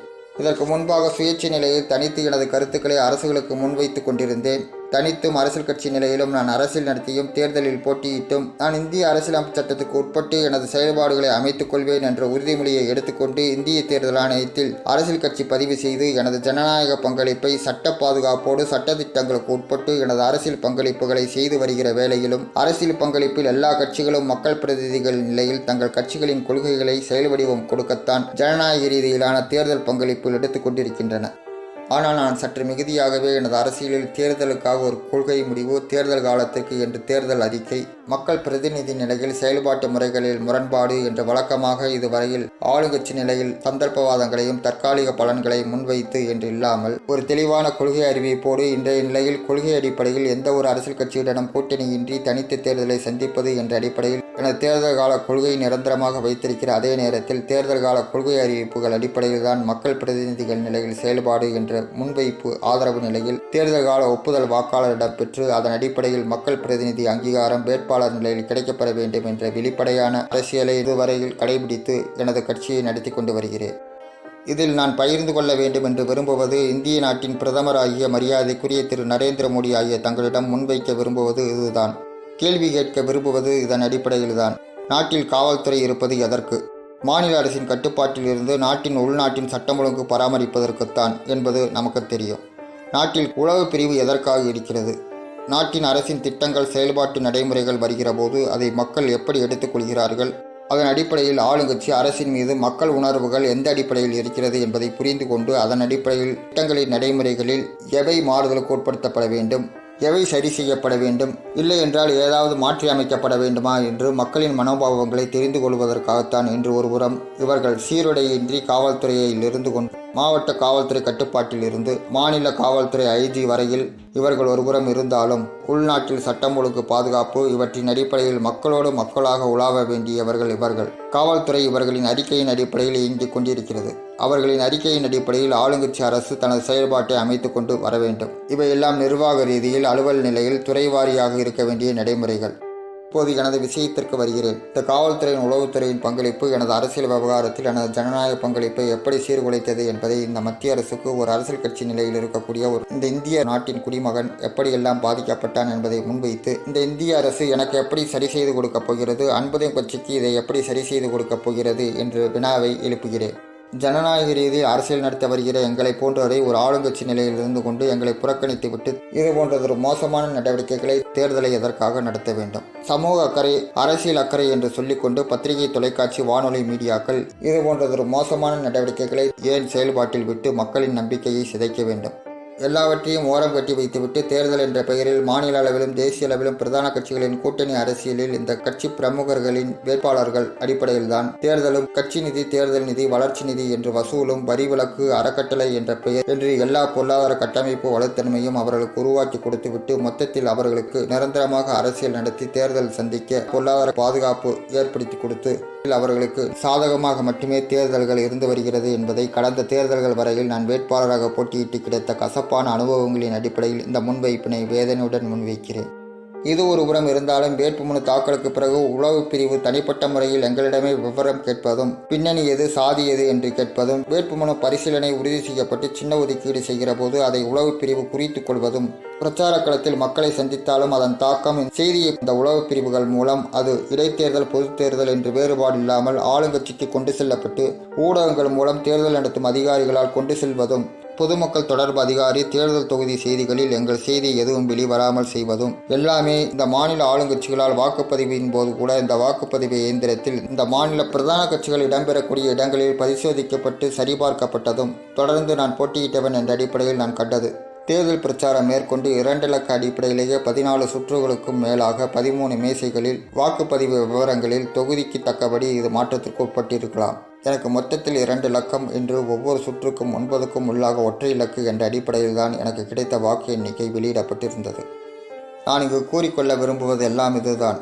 இதுவரையில் இந்திய அரசுக்கும் நான் சார்ந்திருக்கும் மாநிலமான தமிழ்நாடு மாநில அரசுக்கும் எனது அரசியல் முன்வைப்புகளையும் எனது அரசியல் தன்மைகளையும் நாடு மக்கள் நலன் பாதுகாப்பு அம்சங்களை கருத்தில் கொண்டு வெளிப்படையாக அரசியல் நடத்தியவன் நான். ஆனால் அதே நேரத்தில் அதே காலகட்டத்தில் நான் சந்தித்த ஆளுங்கட்சி அரசியல் இடையூறுகள், தேர்தல் கால இடையூறுகள் எல்லாமே தேர்தல் நடத்தும் அதிகாரிகளாலும் காவல்துறை, உளவு பிரிவு என்று இவர்கள் தனிப்பட்ட முறையில் பணி ரீதியிலான திறனின்மை அடிப்படையில் தனது பணித்தன்மையில் உரிய முறையில் தனது செயல்பாட்டில் செயல்பட முடியாமல் யாரோ ஒருவரை பலியாக்க வேண்டும் என்ற ஆளுங்கட்சி அடிப்படையில் சரியானதொரு அறிக்கைகள் எனது ஆரம்பகால அரசியலில் இருந்து அரசுக்கு அவர்களை அளிக்காததும், அதே நேரத்தில் மற்றவர்கள் அரசியலை தாம் பயன்படுத்தி கொள்ள வேண்டும், மக்கள் தங்கள் பிரச்சனைகளை கையில் எடுத்துக்கொள்கிற போது அதை தனதாக்கிக் கொள்வது என்று அரசியல் நடத்தி செல்வது என்ற நடைமுறையை கொண்டது தமிழகத்தில் திமுக கட்சி. அரசியலில் தனக்கு சாதகமான சூழ்நிலைகள் இருக்கிற போது பெரும்பான்மை பெற்றிருந்த ஆளுங்கட்சியை தமிழகத்தில் முழுமையாக ஆட்சி செய்ய விடாமல் மத்திய ஆளுங்கட்சியின் ஒத்துழைப்போடு மாநில ஆளுங்கட்சியை டிஸ்மிஸ் செய்ய வைத்து அடுத்த வந்த தேர்தலிலிருந்து அடுத்தடுத்து என்று 3 தேர்தல்களிலும் படுதோல்வியை தமிழகத்தில் சந்தித்த கட்சி திமுக. நாட்டில் அரசியல் பிரமுகர்கள் சட்டமுரணான நடவடிக்கைகளையும் மற்ற சட்டவிரோத நடவடிக்கைகளையும் வீடியோ பதிவுகள் மூலம் சரணடைய வைத்து அரசியல் நடத்திய கட்சி திமுக. சட்ட புத்தகத்தின் ஒரு பகுதியை கிழித்து எறிந்து சட்டம் ஒழுங்கு மீறலம் என்று இப்படி அடித்துக்கொண்டு குற்றச்சாட்டுகள் மத்திய அரசிடம் கொண்டு வருவதற்கு அன்புதயம் கட்சி இப்படி முனைப்பு காட்டுவதற்கு ஒரே காரணம், இவர்களது திமுக ஆட்சியில்தான் நாட்டில் நக்சலைட்டுகள் ஊடுருவல் நடவடிக்கைகளும் அதனை தமிழக முதல்வராக காவல்துறையை கையில் வைத்துக்கொண்டு சீரிய முறையில் ஊறியவர்கள் மீது நடவடிக்கை எடுக்காமல் அந்த பணியில் காவல்துறை ஈடுபாட்டு உணர்வுகளோடு செயல்படாமல் 2006-2011 அந்த காலகட்டத்தில் அவர்களை உலாவ விட்டு அதே காலகட்டத்தில் அரசியலுக்கு வந்த எனது அரசியலை மரியாதைக்குரிய திமுக தலைவர் திரு மு கருணாநிதி அவர்கள் தமிழக முதல்வராக இருந்தபோது தனது ஆளுங்கட்சி கையாளாகாத நிர்வாகத்தின் மூலம் ஊரியவர்களை கண்டுபிடிக்க திறனின்றி எனது அரசியல் பின்னணி குறித்து தவறானது ஒரு கருத்தை பிரதிபலிக்க ஊடகங்களிடமும் காவல்துறையிடமும் விட்டுவிட்டாரோ என்று ஐயம் எழுகிறது. டிசம்பர் 17, 2008 காலகட்டத்தில் எனது அன்பதையும் சார்பாக இலங்கை தமிழர் பிரச்சினைக்கு 21 வழிகாட்டுதல்களுடன் கூடிய தீர்வுகள் சென்னை பத்திரிகையாளர் மன்றத்தில் வைத்து வெளியிட்டும் அதை மத்திய மாநில அரசுகளுக்கு அனுப்பியும் அன்றிலிருந்து எனது அரசியலுக்கு இவரால் ஏற்பட்ட தடங்கள் இன்று வரையில் அது முட்டுக்கட்டையாகவே இருந்து கொண்டு இருக்கிறது. 2010 ஆகஸ்ட் 28 காவல்துறை மாநாட்டில் இவரது அறிக்கையும் மத்திய அரசு பரிசீலனைக்கு உரியதாக எடுத்துக்கொள்ள வேண்டும் என்று அன்பதையும் கட்சி கேட்டுக்கொள்கிறது. காவல்துறையின் மூலம் கட்சியின் அடிப்படையில் கூட்ட அனுமதி, போராட்டம், பேனர் வைக்க அனுமதி, தேர்தல் கால வாகன பிரச்சார அனுமதி என்று எல்லாவற்றிற்கும் அனுமதி அளிப்பதில் காவல்துறை அலைகழிப்பும் இழுத்தடிப்பும், பத்திரிகை மீடியாக்களுக்கு செய்தி வெளியிடுவதில் காவல்துறையின் பங்களிப்பும், தொலைபேசி தொடர்புகளில் இடையூறுகளும் என்று அன்பதையும் சந்தித்த அரசியல் இடையூறுகள், பத்திரிகை செய்தி வெளியிடுதலில் பாரபட்சத்தன்மை, தேர்தல் கால நெருக்கடி என்று அன்பதையும் கட்சி நிறுவன தலைவர் என்கிற முறையில் எம். சுபாஷ் பாபு ஆகிய நான் பட்ட சிரமங்கள் அனைத்தும் இதுவரையில் ஒவ்வொரு காலகட்டத்திலும் மத்திய அரசுக்கு நான் கொண்டு வந்திருக்கிறேன். இந்த இடையூறுகளுக்கு எல்லாம் அடிப்படை காரணம் ஆளுங்கட்சி நிலையில் நிர்வாகத்துறையின் மூலம் சில தடுப்பு நடவடிக்கைகள் மேற்கொள்ளப்பட்டிருப்பதும் அது காவல்துறை, உளவு பிரிவு, ஊடகங்கள் என்ற அளவில் மக்களுக்கும் அன்பதையும் கட்சிக்குமான அரசியல் தொடர்பு துண்டிக்கப்படுவதற்கு ஒரு நடவடிக்கை மேற்கொள்ளப்பட்டிருப்பதாக தெரிகிறது.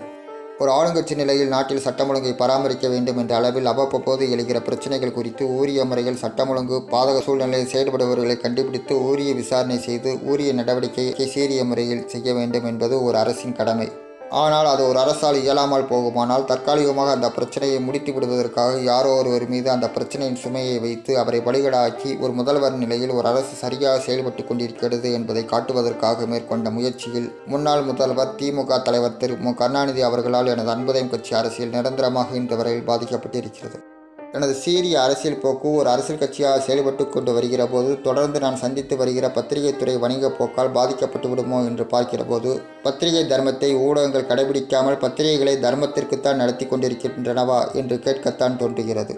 பத்திரிகைகளுக்கு வருகிற விளம்பரங்களின் அடிப்படையில் தான் பத்திரிகைகள் விலை நிர்ணயிக்கப்படுகிறது என்று சொல்கிற போதும் விளம்பரங்கள் இல்லாவிட்டாலும் சிலரின் அரசியல் செய்திகள் தர்மத்துக்குத்தான் ஜனநாயக நாட்டில் வாசகரிடம் கொண்டு சேர்க்கப்பட வேண்டும் என்ற அடிப்படையில் தான் பல்வேறு சலுகைகளை அரசு வழங்கி வருவதும் தார்மீக ரீதியில் ஊடகங்கள் செயல்பட வேண்டும் என்பதற்காகத்தான். அப்படி இருந்தும் சிலரது செய்திகள் ஊடகங்களால் தடுக்கப்படுவதற்கு நாங்கள் காரணமில்லை, இது ஆளுங்கட்சிகளால் ஊடகங்களுக்கு அளிக்கப்பட்ட உத்தரவு என்று ஊடகங்களே ஒப்புக்கொண்டு இருக்கின்றன.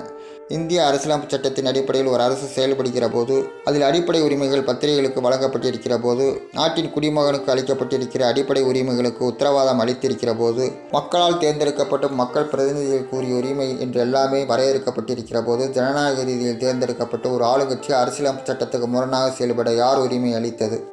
அல்லது ஆளுங்கட்சி நிலைக்கு வந்த அந்த அரசே அந்த அதிகாரத்தை தனது செயல்பாட்டிற்கு என்று தானே ஏற்படுத்தி கொண்டு செயல்பட்டு கொண்டு இருக்கிறதா? அப்படி மாநில அரசு அளவில் ஆளுங்கட்சி அரசு செயல்பட மத்திய அரசு அனுமதி அளித்திருக்கிறதா? அப்படி அனுமதி அளித்திருந்தால் அது அரசியலமைப்பு சட்டத்துக்கு முரணானது, சட்டம் ஒழுங்கு மீறலாகும். இது ஜனநாயக நடைமுறைக்கு விரோதமானது. ஆளுங்கட்சி நிலையில் ஒரு கையாளாகாத அரசு தான் நிர்வாக ரீதியில் சரியாக செயல்பட முடியவில்லை, சட்டம் ஒழுங்கு சீர்குலைப்பவர்களை கண்டுபிடிக்க முடியவில்லை என்று திணறிக் கொண்டிருந்தால் இதற்கான கால அவகாசத்தை உரியவர்களிடம் கண்டுபிடிக்கும் வரையில் சம்பந்தப்பட்ட துறையை செயல்பட முடுக்கிவிட்டு தனது பங்களிப்பையும் ஒத்துழைப்பையும் அளித்து உரியவரை கண்டுபிடிக்க நடவடிக்கை மேற்கொள்ள வேண்டும். ஆனால் அதற்கு மாறாக ஆளுங்கட்சி நிலையில், எதிர்க்கட்சி நிலையில், பிரதான கட்சிகள் நிலையில் இருந்து கொண்டிருக்கிற போது இரு அரசியல் கட்சிகளுக்கும் அரசியல் பாதுகாப்பை தற்காத்துக் கொள்வதற்கு இவர்களின் முயற்சியில் அன்பதையும் கட்சி அரசியலை பலியாக்க இவர்கள் துணிந்த இந்த விஷயங்கள் எனக்கு தெரிய வந்திருக்கிற நிலையில் இது குறித்து மத்திய அரசுக்கு இந்த செய்தியை தெரிவிக்க நான் இங்கு வந்திருக்கிறேன். இது குறித்த விஷயங்கள் எல்லாம் ஒரு முன்னாள் முதல்வர் மீது வைக்கப்பட்ட குற்றச்சாட்டு, ஒரு வயது முதிர்ந்த மூத்த அரசியல் தலைவர் மீது வைக்கப்பட்ட குற்றச்சாட்டு என்று மத்திய அரசு இந்த விஷயங்களை கருதாமல் இது ஒரு சட்டம் ஒழுங்கு பிரச்சனை, இது நாட்டு மக்களின் நலன் பாதுகாப்பு அம்சங்கள் குறித்த பிரச்சனை, ஜனநாயக மீறல் நடவடிக்கை, தேச பாதுகாப்பு சம்பந்தப்பட்ட பிரச்சனை என்று தொலைநோக்கு பார்வையில் இந்த விஷயத்தை அணுக வேண்டும் என்று நான் கேட்டுக்கொள்கிறேன். இந்த பிரச்சனையை மாநில அரசின் கட்டுப்பாட்டில் விசாரணைக்கு உட்படுத்தாமல், மாநில அரசு உளவு பிரிவு விசாரணைக்கு கொண்டு செல்லாமல், மத்திய அரசு இதை தனது நேரடி மேற்பார்வையில் மத்திய அரசு கட்டுப்பாட்டில் சிபிஐ விசாரணைக்கு உட்படுத்தி திமுக கட்சியின் அரசியல் நடவடிக்கைகளும் ஆளுங்கட்சி நிர்வாக கோளாறுகளும் இதன் மீது நாட்டின் சட்டம் ஒழுங்கு நிலைகள் எல்லாம் ஆராய்ந்து இதனோடு 2006 இப்போது 2017 வரையிலான அன்பதையும் கட்சியின் நேர்மையான அரசியலின் சீரிய நடவடிக்கைகள் செயல்முறைகள் மீது ஒப்பிட்டு பார்த்து திமுகவின் மீதான குற்றச்சாட்டை ஊர்ஜிதப்படுத்தி பார்த்து உரிய நடவடிக்கை மேற்கொள்ளுமாறு அன்புடன் கேட்டுக்கொள்கிறேன். அரசு, அரசு நிர்வாக கட்டமைப்பு, அரசியல் என்பது எல்லாம் ஜனநாயக நாட்டில் யாருடைய தனிப்பட்ட சொத்தும் அல்ல. இது பொது சொத்து. இந்த பொது சொத்தில் நாட்டில் உள்ள ஒவ்வொரு குடிமகனும் வாக்குரிமை உள்ளவன். மேற்பார்வை நிலையில் மக்களிடம் அங்கீகாரம் கோரி மக்கள் பிரதிநிதியாக அனைவருக்கும் உரிமை இருக்கிறது.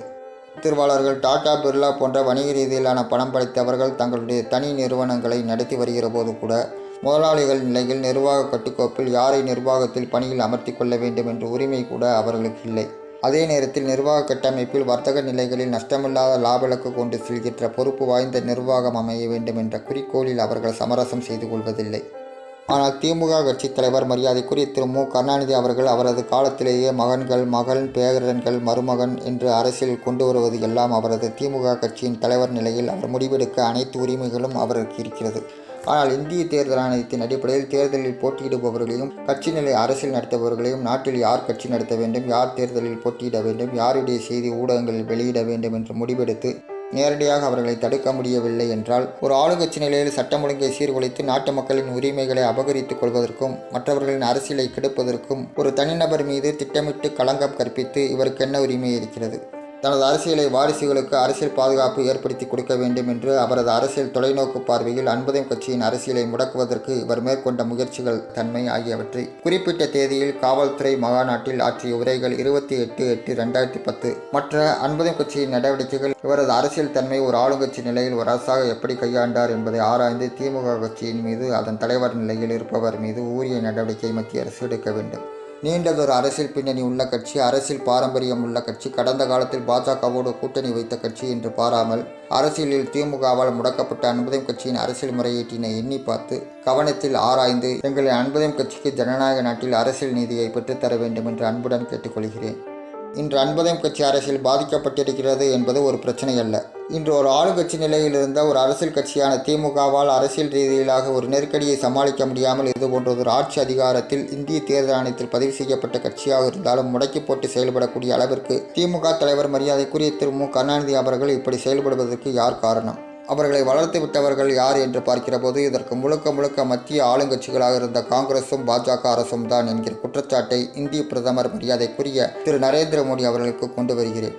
அதே நேரத்தில் தமிழகத்தில் அரசியலில் ஜனநாயகம் கெட்டுப்போனதற்கு முழு காரணம் திமுக கட்சியாகும். இந்த அரசியலெல்லாம் நாடறியும். ஒவ்வொரு முறையும் இந்திய நாட்டில் மக்கள் ஆட்சி மாற்றத்தை விரும்பினார்கள் என்பது உண்மைதான்.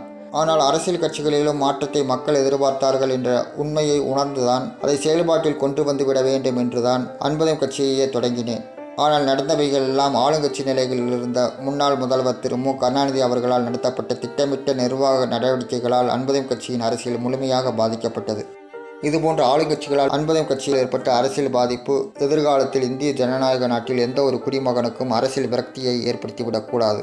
இதுபோன்றதொரு நிலை எதிர்காலத்தில் இந்திய ஜனநாயக நாட்டில் ஏற்படாமல் இருக்க வேண்டுமானால் மத்திய அரசு நிகழ்காலத்தில் மாநில ஆளுங்கட்சிகளின் மீது நடவடிக்கைகளுக்கு சீரிய விசாரணை தன்மையின் அடிப்படையில் நடவடிக்கைக்கு உட்படுத்தி எது நியாயம் எது சட்டம் என்று பரிசீலித்து ஊரியவர்கள் அரசியலுக்கு நிவாரணத்தை ஏற்படுத்தி கொடுக்கிற போதுதான் அரசின் மீது மக்களுக்கு நம்பிக்கை பிறக்கும். இந்த விஷயத்தில் மத்திய அரசின் பொறுப்பான நடவடிக்கை தான் நாடு மக்கள் நலன் பாதுகாப்பு அம்சங்களில் எவ்வளவு தூரம் கவனத்தில் எடுத்துக்கொண்டு செயல்படுகிறது. மாநில அரசை விட ஜனநாயக நாட்டின் நலனில் பாதுகாப்பில் மத்திய அரசு உறுதிப்படுத்துகிற போதுதான் செயல்பாட்டு நடவடிக்கையின் அடிப்படையில் தான் ஒரு குடிமகனின் அரசியல் நலன் பாதுகாப்பை உறுதிப்படுத்த முடியும். எனவேதான் இந்த பொறுப்பை ஒரு குடிமகன் நிலையில் நான் மத்திய அரசிடம் ஒப்படைத்து இருக்கிறேன். அரசியல் கட்சி என்பதெல்லாம் கடந்து நாடு மக்கள் என்ற அடிப்படையில் இப்பிரச்சனையை அரசியலமைப்பு சட்டத்திற்கு உட்பட்டு ஜனநாயக ரீதியில் அணுக வேண்டிய காலகட்டத்தில் இன்று மத்திய அரசு இருக்கிறது. கருப்பு பணம், லஞ்சம், ஊழல், பயங்கரவாதம் என்பது போன்று அரசியல்வாதிகள் ஜனநாயகத்திற்கு எதிராக மக்களுக்கு எதிராக வலம் வந்து கொண்டிருந்தவர்கள் குற்ற பின்னணியில் இருந்தும் அவர்கள் அரசியல் கட்சி என்ற பக்கபலத்தோடு தங்களை தேர்தல் மூலம் நாட்டு மக்களிடம் வேட்பாளர்கள் நிலையிலிருந்து மக்கள் பிரதிநிதிகள் நிலையில் தொடர்ந்து தேர்தல் ரீதியிலாக அரசியலில் தங்களை தக்க வைத்துக் கொள்ள வேண்டும். அதுதான் தங்கள் குற்ற பின்னணியில் இருந்தும் பாதுகாப்பு என்று கருதி மற்ற அரசியல் கட்சிகளை தேர்தலிலும் அரசியலிலும் முடக்க அரசியல் சதி வேலைகளில் ஈடுபடும் இதுபோன்ற ஆளுங்கட்சிகளை மத்திய அரசு நுண்ணிப்பாக உற்று பார்த்து கண்காணிப்பில் வைக்க வேண்டும். ஜனநாயகத்திற்கு எதிராக மக்களுக்கு எதிராக அரசியல்வாதிகள் குற்ற பின்னணியில் இருந்தும் இதுபோன்ற நடவடிக்கைகளில் ஈடுபடுபவர்களிடம் தளர்வு நிலை கடைபிடித்துக் கொண்டு அவர்கள் மீது நடவடிக்கைகளின்றி தொடர்ந்து இப்படி மத்திய அரசில் செயல்பட்டு கொண்டிருக்குமே ஆனால் ஜனநாயக நாட்டு குடிமக்களின் அரசியல் உரிமை பாதுகாப்பு குறித்தும் தேர்தல் பங்களிப்பு குறித்தும் தேச பாதுகாப்பின் நிலை குறித்தும் அச்சப்பட வேண்டியது இருக்கிறது. மற்ற அரசியல் பின்னணியில் இருந்தும் இதுபோன்றவரிடம் மத்திய அரசு எந்த விதத்திலும் இதுபோன்ற விஷயங்களில் ஆளுங்கட்சி எதிர்க்கட்சி என்று எந்த கட்சி என்றாலும் சட்டப்படி தனது செயல்பாட்டில் உறுதியாக இருந்தால்தான் மக்களுக்கு ஜனநாயக உரிமை கடமை பொறுப்பை மத்திய அரசு ஆளுங்கட்சி நிலையில் உறுதி செய்ய முடியும். மாநில அரசாக இருக்கக்கூடிய ஆளுங்கட்சி ஆட்சியாளர் நிலையில் இருந்து கொண்டு மக்களுக்கு எதிராக செய்கின்ற குற்றங்கள் ஒவ்வொன்றையும் கண்டிக்க தவறுவது அவர்கள் மேலும் மேலும் குற்றம் செய்வதற்கு ஊக்கம் அளிப்பதாக அமையும். இந்த விஷயத்தில் மாநில அரசை விட மத்திய அரசின் கடமையும் பொறுப்பும் உணர்ந்து செயல்பட வேண்டிய நிலையை தவறவிட்டால் அது நாடு மக்கள் நலன் பாதுகாப்பு அம்சங்களை கேள்விக்குறியாக்கிவிடும். ஜனநாயக தாத்பரியமும் அரசியலும் இந்திய நாட்டில் இல்லாமல் சிதைந்து போய்விடும் என்று பல்வேறு காலகட்டங்களில் அன்புதயம் கட்சியின் சார்பாக நான் சுட்டிக்காட்டியிருக்கிறேன். இப்போதும் இதையே தான் மத்திய அரசுக்கு நினைவூட்ட விரும்புகிறேன். இந்த இடத்தில் எனது அரசியல் பதிவு ஆவணமான அன்புதயம் அரசியல் புனித நூல் புத்தகம் வெளியிட்ட விபரத்தினையும் அதன் முதல் பிரதியை மேன்மிதங்கிய பாரத குடியரசுத் தலைவர் திரு பிரணாப் முகர்ஜி அவர்களிடம் சேர்ப்பித்த செய்தி விபரத்தினையும் இங்கு நான் குறிப்பிடுகிறேன் என்றால், அன்புதயம் கட்சியின் அரசியலை பொறுத்தளவில் அதன் வெளிப்படைத்தன்மையும் ஜனநாயக நாட்டில் உள்ள குடிமக்கள் எல்லோருக்குமானதாக என்னால் உருவாக்கப்பட்டதனால்தான் இப்படி நான் நாடு மக்கள் நலன் பாதுகாப்பு அம்சங்களின் அடிப்படையில் எனது அரசியல் தொடர்பை நிர்வாக ரீதியில் மேன்மிதங்கிய பாரத குடியரசுத் தலைவர் அளவில் என் முன்வைக்க முடிந்தது. எந்த கட்சி பாகுபாடுமின்றி மத்தியில் அமைந்த ஆளுங்கட்சிகளான காங்கிரசும் இன்று ஆளுங்கட்சியான பாஜகவிடமும் இன்று மரியாதைக்குரிய நிலையில் உள்ள பாரத பிரதமராகிய தங்களிடமும் அரசியல் கட்சி என்ற தொடர்பையும் மீறி ஒரு பிரதமரிடம் ஒரு நாட்டின் குடிமகன் என்ற நிலையில் ஜனநாயக தாத்பரியத்தின் அடிப்படையில் நிர்வாக மட்டத்தில் நான் என் உணர்வை எடுத்து வைத்துக் கொண்டு அரசியல் ரீதியிலான தீர்வை பெற்றுவிட இன்று வரை தொடர்பு கொள்கிறேன் என்றால், இதில் தனிநபர் ஈடுபாடு என்பதை விட நாடு மக்கள் என்கிற இணைப்பில் ஒரு அரசு குடிமக்கள் என்கிற ஒருங்கிணைப்பில் ஜனநாயக நாட்டில் அரசியல் ரீதியிலாக நம்மை தேர்தல் மூலம் தொடர்பில் கொண்டு வந்திருக்கிறது. அதன் அடிப்படையில் தான் நான் அன்புதயம் கட்சி அடிப்படையில் இல்லாமல் நான் எனது அரசியல் தொடர்பை இந்த நிர்வாக அணுகுமுறையில் தங்களிடம் நாட்டின் குடிமகன் நிலையில் என் உணர்வுகளை கொண்டு வந்து சேர்த்திருக்கிறேன். இந்திய நாடு ஒரு சர்வாதிகார நாடாகவோ மன்னராட்சி நாடாகவோ இருந்திருந்தால் இதுபோன்று மக்கள் அரசியல் உரிமை பாதுகாப்பு என்ற அடிப்படையில் அரசியல் தொடர்பு என்று அரசு நிர்வாக கோப்புக்கு அரசியல் ரீதியிலாக இப்படி அன்புதயம் கட்சி மத்திய ஆளுங்கட்சியிடம் இதுபோன்ற விஷயத்தை கொண்டு வந்திருக்காது. அதை அரசியல் ரீதியிலாக வேறு ஒரு கோணத்தில் அன்புதயம் கட்சியை அணுகியிருக்கும். இந்திய நாடு ஜனநாயக நாடு என்பதனால்தான் இப்படி உங்களிடம் அரசியல் ரீதியிலாக நிர்வாக மட்டத்தில் கடிதம் மூலம் தொடர்பு கொள்கிறேன். இந்திய ஜனநாயக நாட்டில் ஒரு அரசாக இருக்கக்கூடிய ஆளுங்கட்சியிடம் ஒரு குடிமகன் தனது நிலைப்பாட்டை நிர்வாக மட்டத்திற்கு கொண்டு வந்திருக்கிற நிலையில் அதை கவனமாக பரிசீலித்து பார்த்து உரிய நிவாரணத்தை இந்த தலைமுறையிலேயே இந்த ஆட்சி காலம் முடிவதற்குள்ளான காலகட்டத்தில் இதற்கான அரசியல் ரீதியிலான தீர்வை இந்த அரசு இந்திய அரசு தங்கள் ஆளுங்கட்சி பாஜக அரசு ஏற்படுத்தி கொடுத்துவிடும் என்று நான் நம்புகிறேன். எனது அன்புதயம் கட்சி அரசியல் புனித நூலில் நான் குறிப்பிட்டிருந்தபடி ஜனநாயக நாட்டில் எந்த ஒரு குடிமகனுக்கும் அவரவருக்குரிய நீதி அவரவரது வாழ்நாளிலேயே கிடைத்துவிட வேண்டும் என்கிற நம்பிக்கையில் என் அரசியல் செயல் வடிவம் அனைத்து மக்களுக்கும் அரசு நிர்வாக மட்டத்தில் அனைவருக்கும் ஏற்படுத்தி கொடுத்துவிட வேண்டும் என்று நான் அரசியலில் அன்புதயம் கட்சியை தொடங்கினேன். ஆனால் இன்று அதையே வேறொரு ஆளுங்கட்சியிடம் கேட்க வேண்டிய துர்பாகிய அரசியல் நிலையில் நான் இருக்கிறேன் என்பதை தங்களிடம் தெரிவித்துக் கொண்டு உரிய நடவடிக்கை தங்களிடம் கோருகிறேன். உணர்வுகளை இப்படி முன்வைத்து கொண்டு விடைபெறுகிறேன். தங்கள் அன்புள்ள எம். சுபாஷ் பாபு, 16/1/2017.